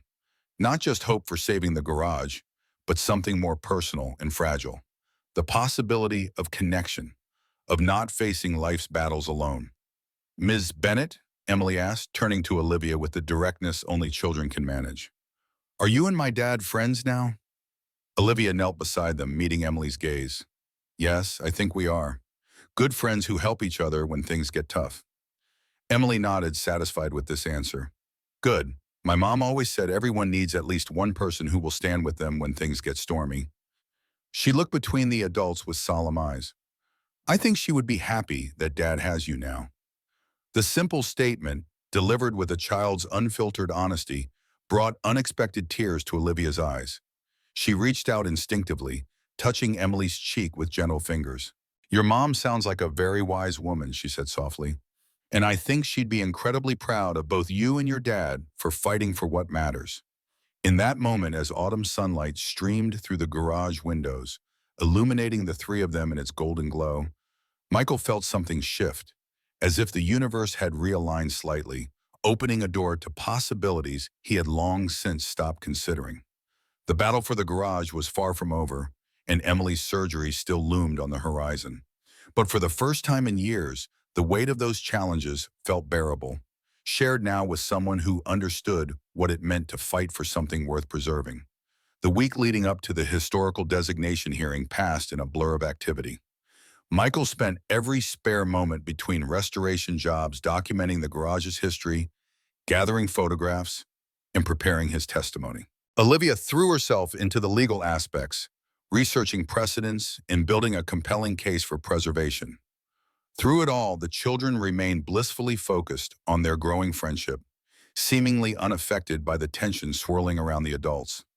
Emily and Madison had taken to having daily video calls, their faces pressed close to phone screens as they shared drawings and stories, building their own world apart from the conflict. On Tuesday morning, 3 days before the hearing, Michael arrived at the garage to find a small group of people waiting outside. An older gentleman with a carefully trimmed white beard stepped forward as Michael approached. Mr. Reynolds, I'm Dr. Howard Kaplan from the State Historical Society. These are my colleagues from the Route 66 Association and the City Preservation Board. Ms. Bennett arranged for us to evaluate the property today. Michael welcomed them, feeling oddly nervous as they entered the garage. These strangers would play a crucial role in determining his future, yet they seemed more interested in the building itself than in his personal stake in the outcome. Dr. Kaplan moved through the space with reverent attention, examining original fixtures and structural elements that Michael had never given much thought to. The preservation experts documented everything, from the distinctive curved trusses supporting the roof to the worn concrete floor with its decades of oil stains, each mark representing a vehicle that had passed through these doors. The integrity of the original structure is remarkable, Dr. Kaplan commented, running his hand along a beam. Most of these service stations were demolished or altered beyond recognition decades ago. To find one still functioning in its original capacity is quite extraordinary. Michael felt a surge of pride at the words. He had always valued the garage for what it allowed him to do, restore beautiful machines and provide for his family. But seeing it through these experts' eyes gave him a new appreciation for the building itself as a piece of living history. Ms. Bennett provided us with the original deed and some fascinating historical photographs, one of the Route 66 representatives noted. But do you have any additional documentation? Service records, business licenses, anything that establishes the continuous operation timeline? Michael thought for a moment, then remembered the old filing cabinet in the back office, the one he'd been meaning to clean out for years but never found the time. I might. Give me a few minutes. The cabinet yielded a treasure trove of historical documents. His grandfather's original business license from 1965, service records dating back decades, even a framed newspaper article from 1969 featuring William Reynolds standing proudly beside a recently restored Cadillac, with the distinctive Route 66 shield visible on the garage wall behind him. As the experts pored over these findings, Michael's phone rang. It was Dr. Harriman, Emily's cardiologist. Mr. Reynolds, I'm calling about Emily's pre-surgical appointment tomorrow. We've had a development I'd like to discuss in person. Could you come in this afternoon? The serious tone sent a chill through Michael. Is something wrong? Has her condition worsened? No, nothing like that, Dr. Harriman assured him. It's about a treatment option. I'd rather not get into details over the phone. After scheduling the appointment, Michael returned to find the historical evaluation team wrapping up their visit. Mr. Reynolds, based on our preliminary assessment, this property has significant historical merit, Dr. Kaplan informed him. The connection to Route 66, the continuous operation as an auto service center, and the remarkable preservation of the original structure all support designation. We'll provide our formal recommendation to the review board, but I'm optimistic about your chances. The words should have brought relief, but Michael's mind had already shifted to the more immediate concern of Emily's health. He thanked the team and saw them out, then called Olivia to update her on both developments. "That's wonderful news about the evaluation," she said, her voice warm with genuine pleasure. "But I'm concerned about this appointment. Would you like me to come with you? Sometimes it helps to have another person listening when doctors share complex information." The offer caught Michael off guard. It was the kind of thing Sarah would have done, showing up without question when support was needed. In the years since her death, he had grown accustomed to facing such moments alone. "You don't have to do that," he replied automatically. "I'm sure you're busy with case preparations." "Michael," Olivia's voice softened, "I wouldn't have offered if I didn't want to be there. Besides, two heads are better than one when processing medical information." Something in her tone, not pity, but genuine care, made him reconsider. "Actually, that would be really helpful. The appointment's at 3 at Mercy Children's Hospital." "I'll meet you in the lobby at 2:45, Olivia promised. True to her word, Olivia was waiting in the hospital lobby when Michael arrived. She had brought coffee for both of them, a small gesture that touched him more than he expected. They had barely settled into the waiting room when Dr. Harriman called them in. The cardiologist, a woman in her 50s with kind eyes and a direct manner, looked momentarily surprised to see Michael with company, but recovered quickly, greeting them both warmly. "Mr. Reynolds, I asked you to come in because there's been an interesting development regarding Emily's case," she began, pulling up images on her computer screen. "As you know, we've been planning a standard procedure to repair her septal defect. However, I recently presented her case at a conference, and a colleague suggested she might be a candidate for a new, less invasive technique." Hope flickered in Michael's chest. "Less invasive? What does that mean exactly?" Dr. Harriman explained the technical details. "A catheter-based approach that wouldn't require opening Emily's chest, significantly reducing recovery time and complications." As she spoke, Michael felt Olivia's hand lightly touch his arm, a silent gesture of support that helped ground him amid the medical terminology. "The downside," Dr. Harriman continued, "is that it's still considered experimental for patients Emily's age. While it's been successful in older children and adults, there's limited data for 7-year-olds with her specific defect type." "What about insurance coverage?" Michael asked, the practical concern never far from his mind. The doctor's expression confirmed his fears. "That's the other challenge, because it's considered investigational for her age group. Your insurance is unlikely to cover it. The standard procedure would be covered at 80, as we discussed previously." "And the cost difference?" Olivia asked, her question practical and focused. "Substantial," Dr. Harriman admitted. "The new procedure would cost approximately $30,000 out of pocket versus about $8,000 for your portion of the standard surgery." The figures hung in the air between them. Despite the medical advantages, the financial reality put the new procedure firmly out of reach. Alexander's offer, now withdrawn, flashed through Michael's mind, a painful reminder of the choices he faced. "I know this is a lot to consider," Dr. Harriman said gently. "The standard procedure is still an excellent option with a very high success rate. Emily is young and otherwise healthy, which are significant advantages. Take some time to think about it, but we'll need a decision by Friday to maintain our surgical schedule." Friday, the same day as the historical designation hearing. The universe seemed determined to force all his critical decisions to converge at once. In the hospital hallway afterward, Olivia turned to Michael. "What are you thinking?" "That $30,000 might as well be $1 million, he said quietly. "The standard surgery is proven, and Emily's strong. It's the practical choice." Olivia nodded, understanding in her eyes. "But if money weren't an issue?" "The less invasive option, without question," Michael admitted. "Faster recovery, lower risk of complications. No major scar tissue as she grows." He trailed off, the impossible choice weighing heavily. They walked in silence to the parking lot, the late afternoon sun casting long shadows across the pavement. As they reached Olivia's car, she turned to him with sudden resolve. Michael, I want to help with Emily's medical expenses. He stiffened immediately. Olivia, I appreciate everything you're doing with the historical designation, but I can't accept money from you. Why not? She challenged, her gaze direct and unwavering. If our situations were reversed, if Madison needed something I couldn't provide but you could, wouldn't you want to help? The question disarmed him. Of course he would help, without hesitation. But accepting help himself, especially financial help, felt like failing at the one job that mattered most, providing for his daughter. It's not about pride, he said finally, or not entirely. It's about teaching Emily that we stand on our own, that we don't give up what matters to us because things get difficult. And isn't accepting help when you need it also an important lesson? Olivia countered gently, showing her that strength sometimes means recognizing when you can't do everything alone. The echo of his late wife's words and Olivia's sentiment wasn't lost on Michael. Sarah had often told him his self-reliance, while admirable, could sometimes be his greatest weakness. Let me think about it, he said finally. No promises, but I'll think about it. Olivia nodded, accepting his response without pushing further. That's all I ask, and Michael, whatever you decide about the surgery, we're still going to save that garage. I promise you that. The certainty in her voice, the we that now seemed so natural between them, gave Michael a sense of hope he hadn't felt in a long time. A feeling that perhaps he wasn't facing these battles entirely alone after all.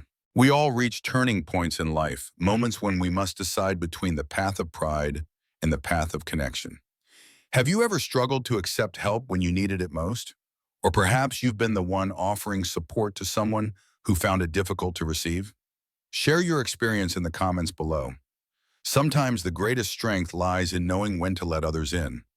Friday morning arrived clear and crisp, a perfect autumn day that belied the tension Michael felt as he prepared for the historical designation hearing. Emily sat at the kitchen table, carefully coloring a good luck card for the garage, her brow furrowed in concentration. Do you think the garage is scared about today, Dad? She asked without looking up from her drawing. Michael paused in the midst of organizing his documents. Scared? Why would the garage be scared? Because important people are deciding its future, Emily explained, as if it were obvious. Like how I feel before doctor appointments when they decide what to do about my heart. The comparison struck Michael, offering a new perspective on the building he'd fought so hard to save.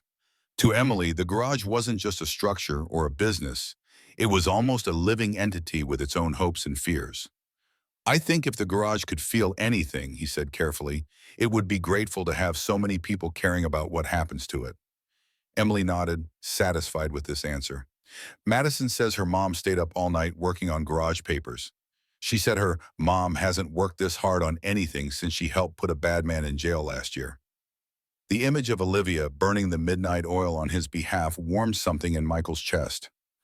In the days since the hospital appointment, they had spoken several times, coordinating their approach for the hearing, but he hadn't yet given her an answer about Emily's surgery.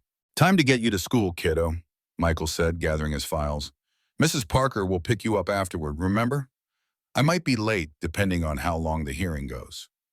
It's okay, Emily assured him, with the resilience that continually amazed him. I'll draw pictures of what I want my room to look like if we have to move, just in case. The matter-of-fact acceptance in her voice, her preparation for either outcome, made Michael's throat tighten with emotion. Children adapted, he knew, often more easily than adults. But he desperately wanted to give Emily stability, to keep the home and business that had become their sanctuary after losing Sarah. The Historical Review Board met in a grand old courtroom in the City Hall building downtown. By the time Michael arrived, the room was already filling with people, preservation advocates, developers, city officials, and to his surprise, a number of familiar faces from the neighborhood. The elderly couple who ran the bakery 2 doors down from his garage waved to him, as did several regular customers. Olivia was at the front of the room, engaged in intense conversation with Dr. Kaplan from the Historical Society. She looked up as Michael approached, her professional demeanor softening into a warm smile. Quite a turnout, Michael observed, taking in the crowded room. Word spread, Olivia explained. It seems your garage has more friends than we realized.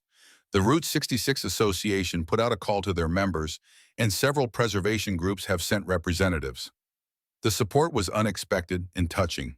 For years, Michael had focused on his work and his daughter, never realizing how many connections he had formed in the community. People who valued what he did enough to show up on a Friday morning to help save his garage. His appreciation was cut short by the arrival of Alexander and Victor Crane, flanked by a team of attorneys and consultants. Alexander looked immaculately professional in an expensive suit, his expression carefully neutral as he nodded curtly to his sister. Crane, by contrast, made no effort to hide his disdain, surveying the room with the confident air of someone accustomed to getting his way.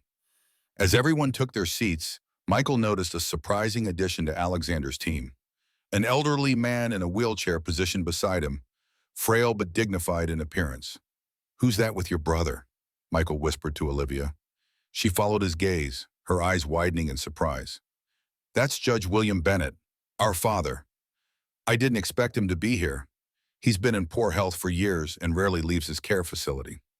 Before Michael could respond, the review board members entered and called the hearing to order. The proceedings began with formal presentations from both sides.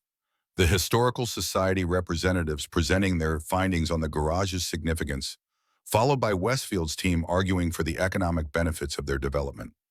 Crane spoke with polished persuasiveness about job creation, tax revenue, and urban renewal, painting the Riverside District as a neglected area desperately in need of investment. His presentation was slick and compelling, filled with architectural renderings of gleaming buildings and landscape plazas where tired old businesses currently stood. When it came time for public comments, Michael stepped to the podium, suddenly aware of how out of place he felt in this formal setting.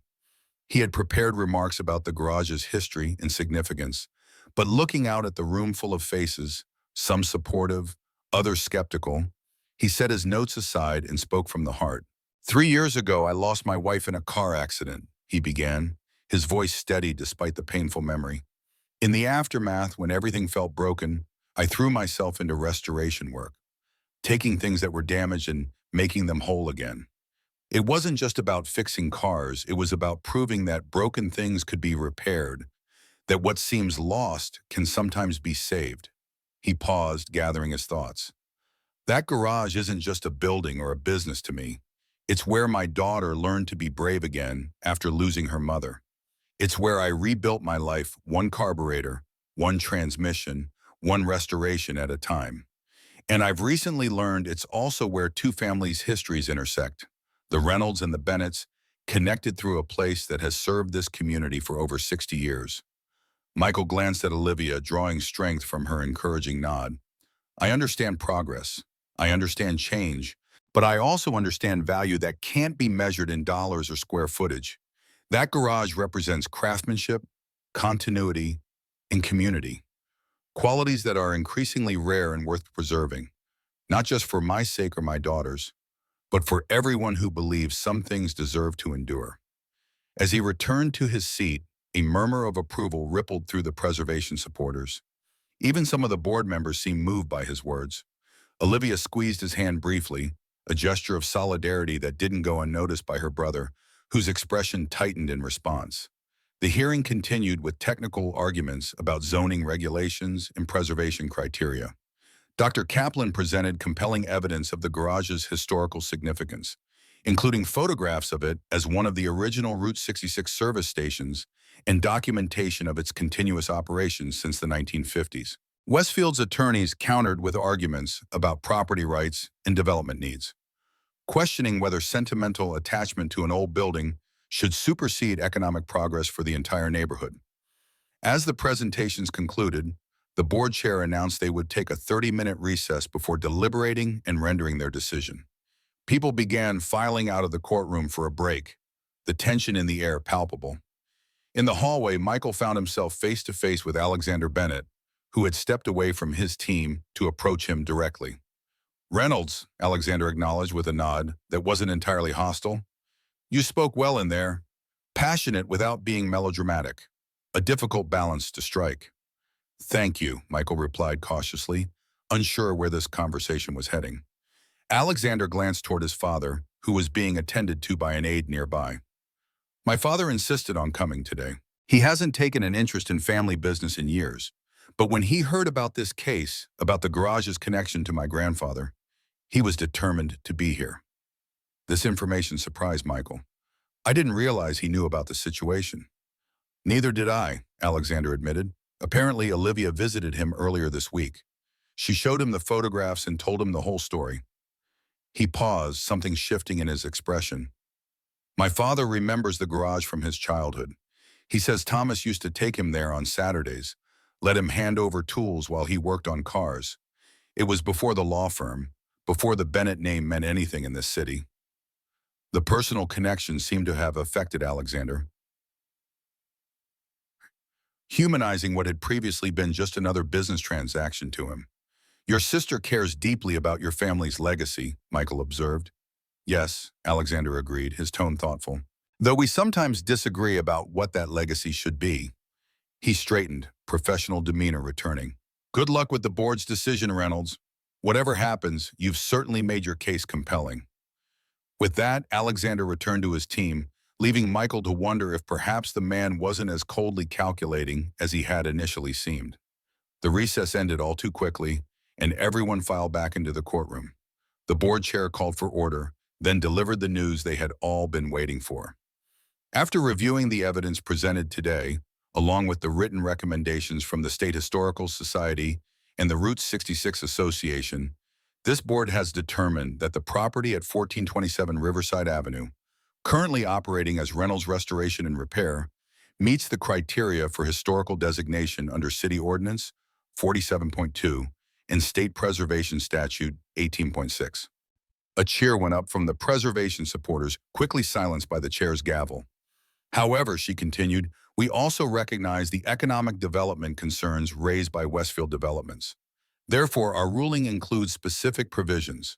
The original structure must be preserved in its entirety, but the development may proceed around it, incorporating the historical building into the new design. Both parties will have 30 days to submit revised plans consistent with this decision. The ruling was a compromise, not everything Michael had hoped for, but enough to save the garage itself. The question of how a small auto shop would function surrounded by upscale retail remained unanswered, but it was a victory nonetheless. Olivia turned to him, eyes bright with triumph. We did it! The building is saved! Thanks to you, Michael replied, the gratitude he felt extending far beyond the legal assistance she had provided. As the crowd began to disperse, Michael noticed an unexpected interaction across the room. Judge Bennett had wheeled himself over to where Victor Crane stood conferring with Westfield's attorneys. Though Michael couldn't hear the conversation, the elderly judge's expression was severe, and Crane looked increasingly uncomfortable as the exchange continued. Alexander joined them briefly, then approached Michael and Olivia with an expression that was difficult to read. It seems our father has taken a particular interest in Mr. Crane's business practices, he informed them. He's requesting a full audit of the Riverside acquisition process, with particular attention to the methods used to pressure property owners. Olivia raised an eyebrow.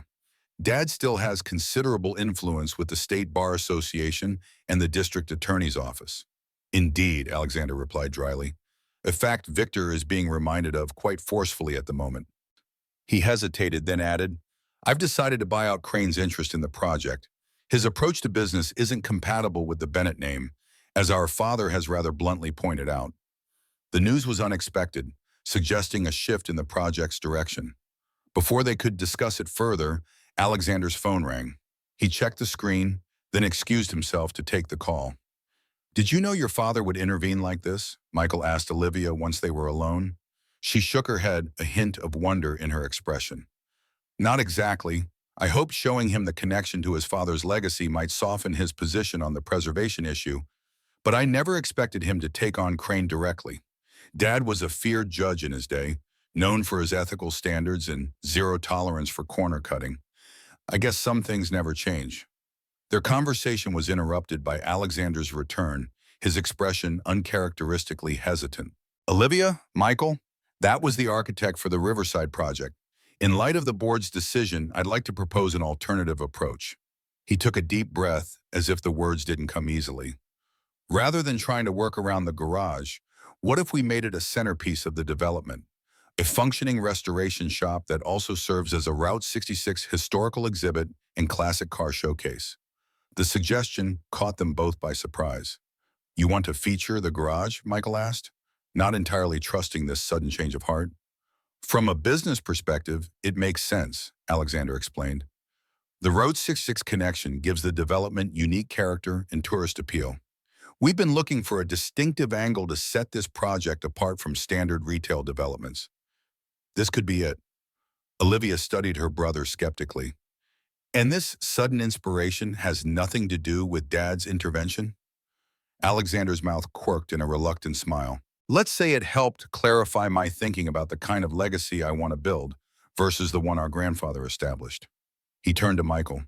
"You'd maintain ownership and operation of the business, with expanded space for restoration work in the rear. The front would be redesigned as a showcase area open to the public, featuring your completed projects and historical displays." The concept was intriguing. Intriguing. A way to preserve not just the building but the work itself while potentially expanding his business in a direction he hadn't considered. "I'd need to see detailed plans," Michael said cautiously, "and have legal guarantees about my operational independence." "Of course," Alexander agreed. "We can draft terms that protect your interests while aligning with the development's overall vision. Olivia can review everything to ensure you're properly represented." He extended his hand. "What do you say, partners rather than adversaries?" Michael hesitated, then accepted the handshake. It wasn't complete trust. That would take time to build. But it was a beginning, a foundation for something that could benefit them all. As they left the courthouse, Olivia pulled Michael aside. "Are you okay with this? Alexander can be persuasive, but you don't have to agree to anything you're not comfortable with." "I think it could work," Michael replied thoughtfully. "It's actually not far from what I've dreamed of doing someday, creating a space that celebrates the craftsmanship of these classic machines, educates people about automotive history. I just never had the resources to make it happen." Olivia smiled, relief evident in her expression. "Then I'm happy for you." She checked her watch. "I should get back to the office. There's paperwork to file to formalize the historical designation." "Before you go," Michael said, catching her hand, "I've made a decision about Emily's surgery. I'd like to pursue the less invasive option." Olivia's eyes widened. "That's wonderful news, Michael, but what about the cost?" "I'm still figuring that out," he admitted. "But what you said at the hospital about showing Emily that sometimes strength means accepting help, it's been on my mind. And Sarah would have wanted what's best for her, regardless of how we made it happen." The afternoon sunlight caught in Olivia's hair as she looked up at him, genuine happiness in her expression. "I'm glad, Michael, truly." "I still can't accept charity," he clarified. "But maybe there's a middle ground, a loan perhaps, with clear terms for repayment.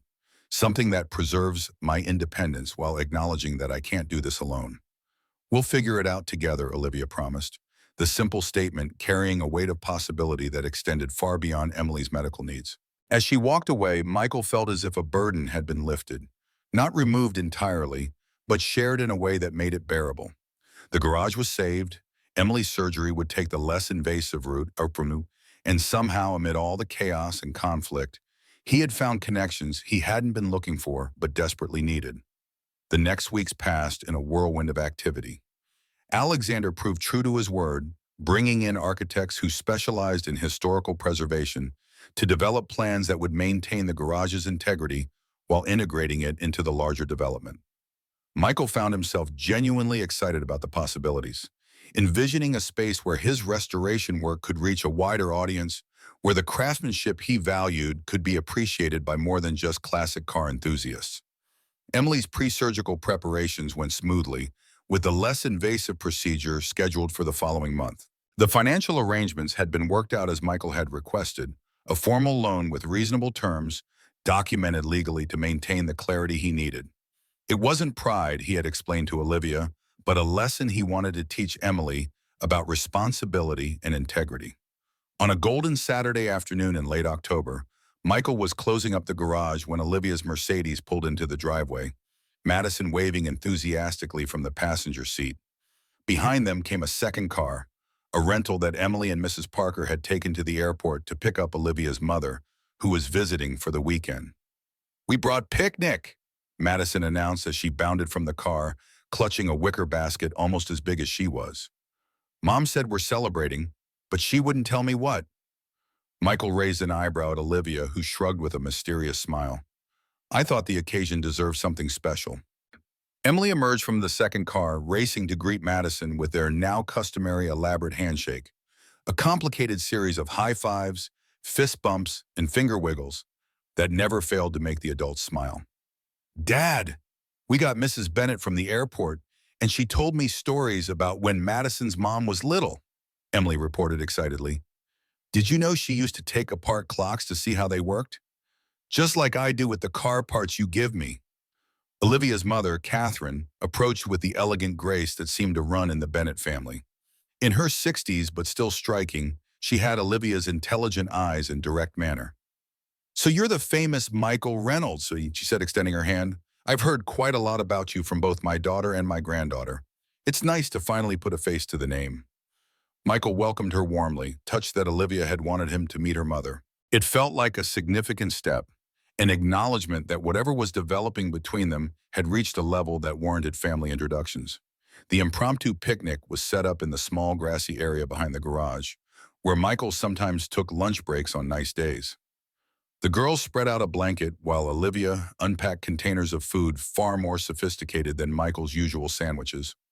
So what exactly are we celebrating? Michael asked as they settled onto the blanket, the autumn sun warming them despite the crisp air. Olivia exchanged a glance with her mother, then reached into her purse and withdrew an official-looking letter. This arrived yesterday. I wanted to share it in person. Michael opened the envelope to find letterhead from the National Trust for Historic Preservation. As he read, his eyes widened in surprise. They've approved a preservation grant for the garage restoration, he said, looking up in disbelief. $25,000 for historical research, documentation, and authentic restoration of the original Route 66 service station elements. The application was a long shot, Olivia admitted. They only fund a handful of projects each year. But with the documentation we gathered for the historical designation hearing, plus letters of support from the Route 66 Association and the State Historical Society, this is incredible, Michael said, genuinely moved by the effort she had put into securing this opportunity.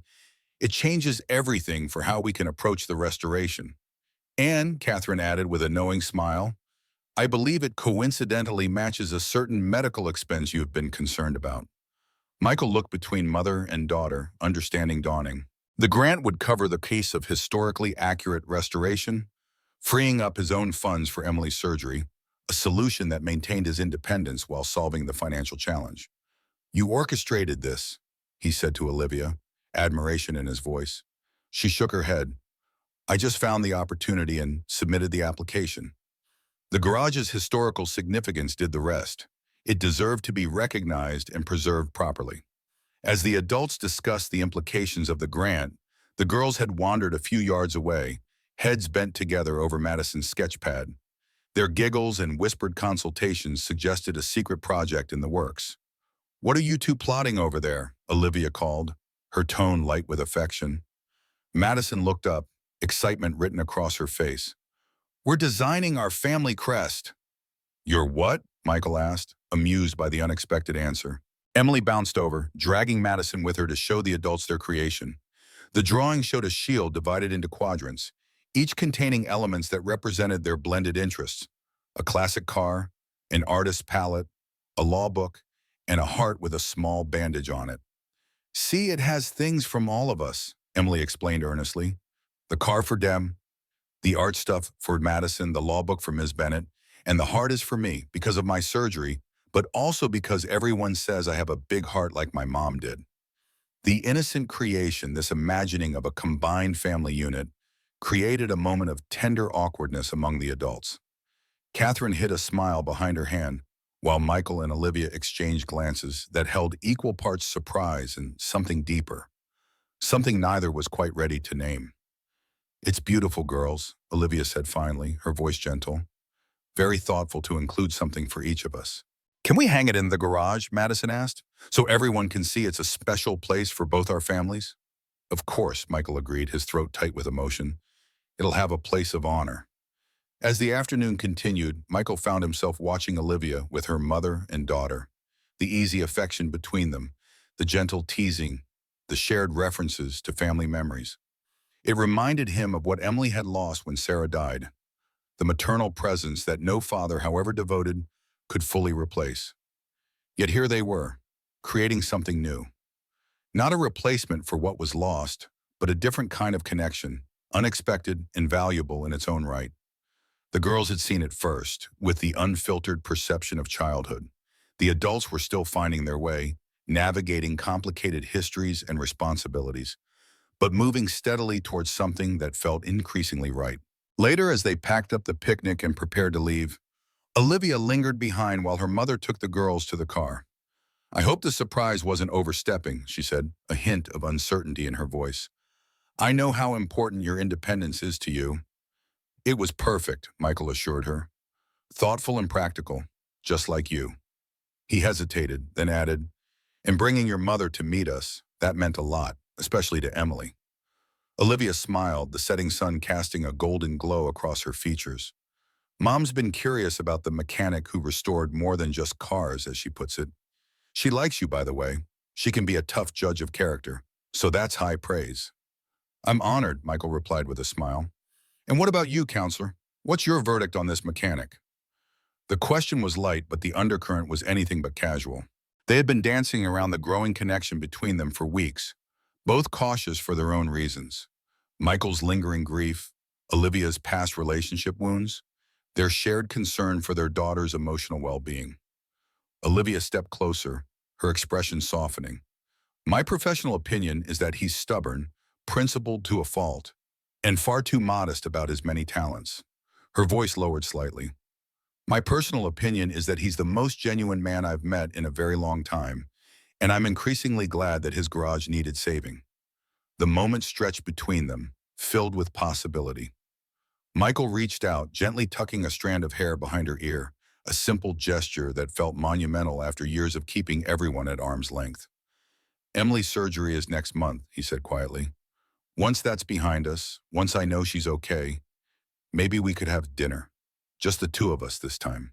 Olivia's smile was answer enough, but she added, "I'd like that very much." From the car, Madison's voice called out, "Mom, Grandma says if you don't hurry, she's going to start telling Emily embarrassing stories about when you were little." The moment broke with shared laughter, the easy comfort between them undiminished by the interruption. As Olivia turned to leave, Michael caught her hand, squeezing it gently, a promise of conversations to come, of possibilities unfolding. 6 months later, a new sign hung above the entrance to what had once been simply Reynolds Restoration and Repair. Now it read Route 66 Classic Restoration and Museum, with Michael's name still prominently featured as Master Restorer and Curator. The building had been carefully renovated, preserving its historical elements while creating a showcase space that drew visitors from across the country. Behind the public areas, Michael's workshop had been expanded and modernized, allowing him to take on more complex restoration projects while training a small team of apprentices in the craft he loved.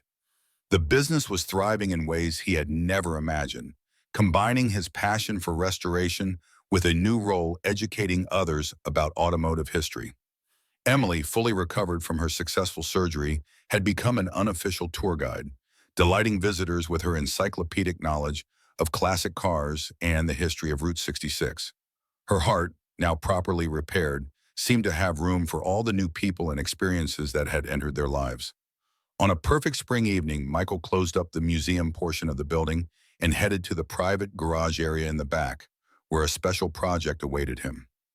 The 1960 Mercedes 220 SE Cabriolet sat gleaming under the lights, its restoration finally complete after months of meticulous work. He had insisted on doing this one himself, refusing help even from his most skilled apprentices. Every component had been carefully restored or sourced from specialists around the world, returning the classic car to its original glory while incorporating subtle modern improvements for safety and reliability. As he ran his hand along the flawless finish, Michael heard the side door open. Olivia entered, looking elegant as always, though she had long since relaxed the formal business attire around him. "Is it ready?" she asked, excitement evident in her voice. "See for yourself," Michael invited, stepping aside to give her a full view of her grandfather's beloved car. Olivia circled the Mercedes slowly, taking in every detail with appreciative eyes. Michael, it's absolutely beautiful. Grandpa would have been speechless.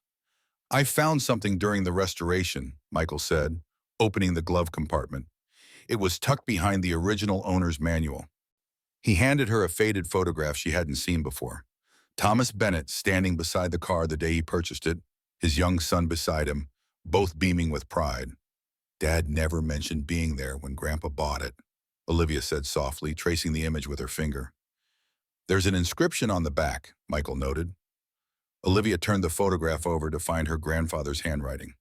To William and Edward, may this remind you that beautiful things take time and care to build, whether they're cars, careers, or families. Some treasures are worth the wait. Thomas Bennett, 1960. Tears glistened in Olivia's eyes as she read the words aloud. He was leaving a message for both his son and my father's childhood best friend, your grandfather. The connections between our families go back further than we realized, Michael observed, slipping his arm around her waist. She leaned into him naturally, their months together having created an easy physical comfort between them. Do you think they somehow knew that someday their grandchildren would find each other through this garage? I doubt it, Michael replied honestly, but I like to think they'd approve of how things turned out. From outside came the sound of children's laughter. Emily and Madison playing in the small garden area that had been created as part of the renovation. Their friendship had only strengthened with time, unaffected by the evolving relationship between their parents. The girls are getting impatient for their surprise, Olivia noted. Should we tell them? Michael nodded, reaching into his pocket for the keys to the Mercedes. Let's take Thomas's car for its first drive since the restoration, all four of us together. As they walked hand in hand toward the garden, Michael reflected on the journey that had brought them here, from strangers on opposite sides of a development dispute to partners in preservation, from single parents struggling alone to a blended family finding their way forward together. The garage had been saved, transformed into something that honored its history while embracing a new future. In many ways, the same could be said for the people whose lives had become intertwined through their efforts to preserve it. Like the vintage cars Michael restored, they had found that sometimes the most beautiful results came from carefully rebuilding what had been broken, honoring the original design while making improvements that allowed for a smoother journey ahead. As Emily spotted them and ran forward, Madison close behind, Michael knew that some things didn't need fixing. They just needed the right connections to make them whole again. When you find yourself at a crossroads, faced with difficult choices and uncertain paths, remember that sometimes the journey itself reveals the destination. The road ahead may have unexpected turns, but with the right companions by your side, even the most challenging road can lead to beautiful destinations. Thank you for joining us for this story of restoration, connection, and second chances. If it touched your heart, please share it with someone who might need a reminder that broken things, whether they're cars, buildings, or hearts, can often be rebuilt stronger than before.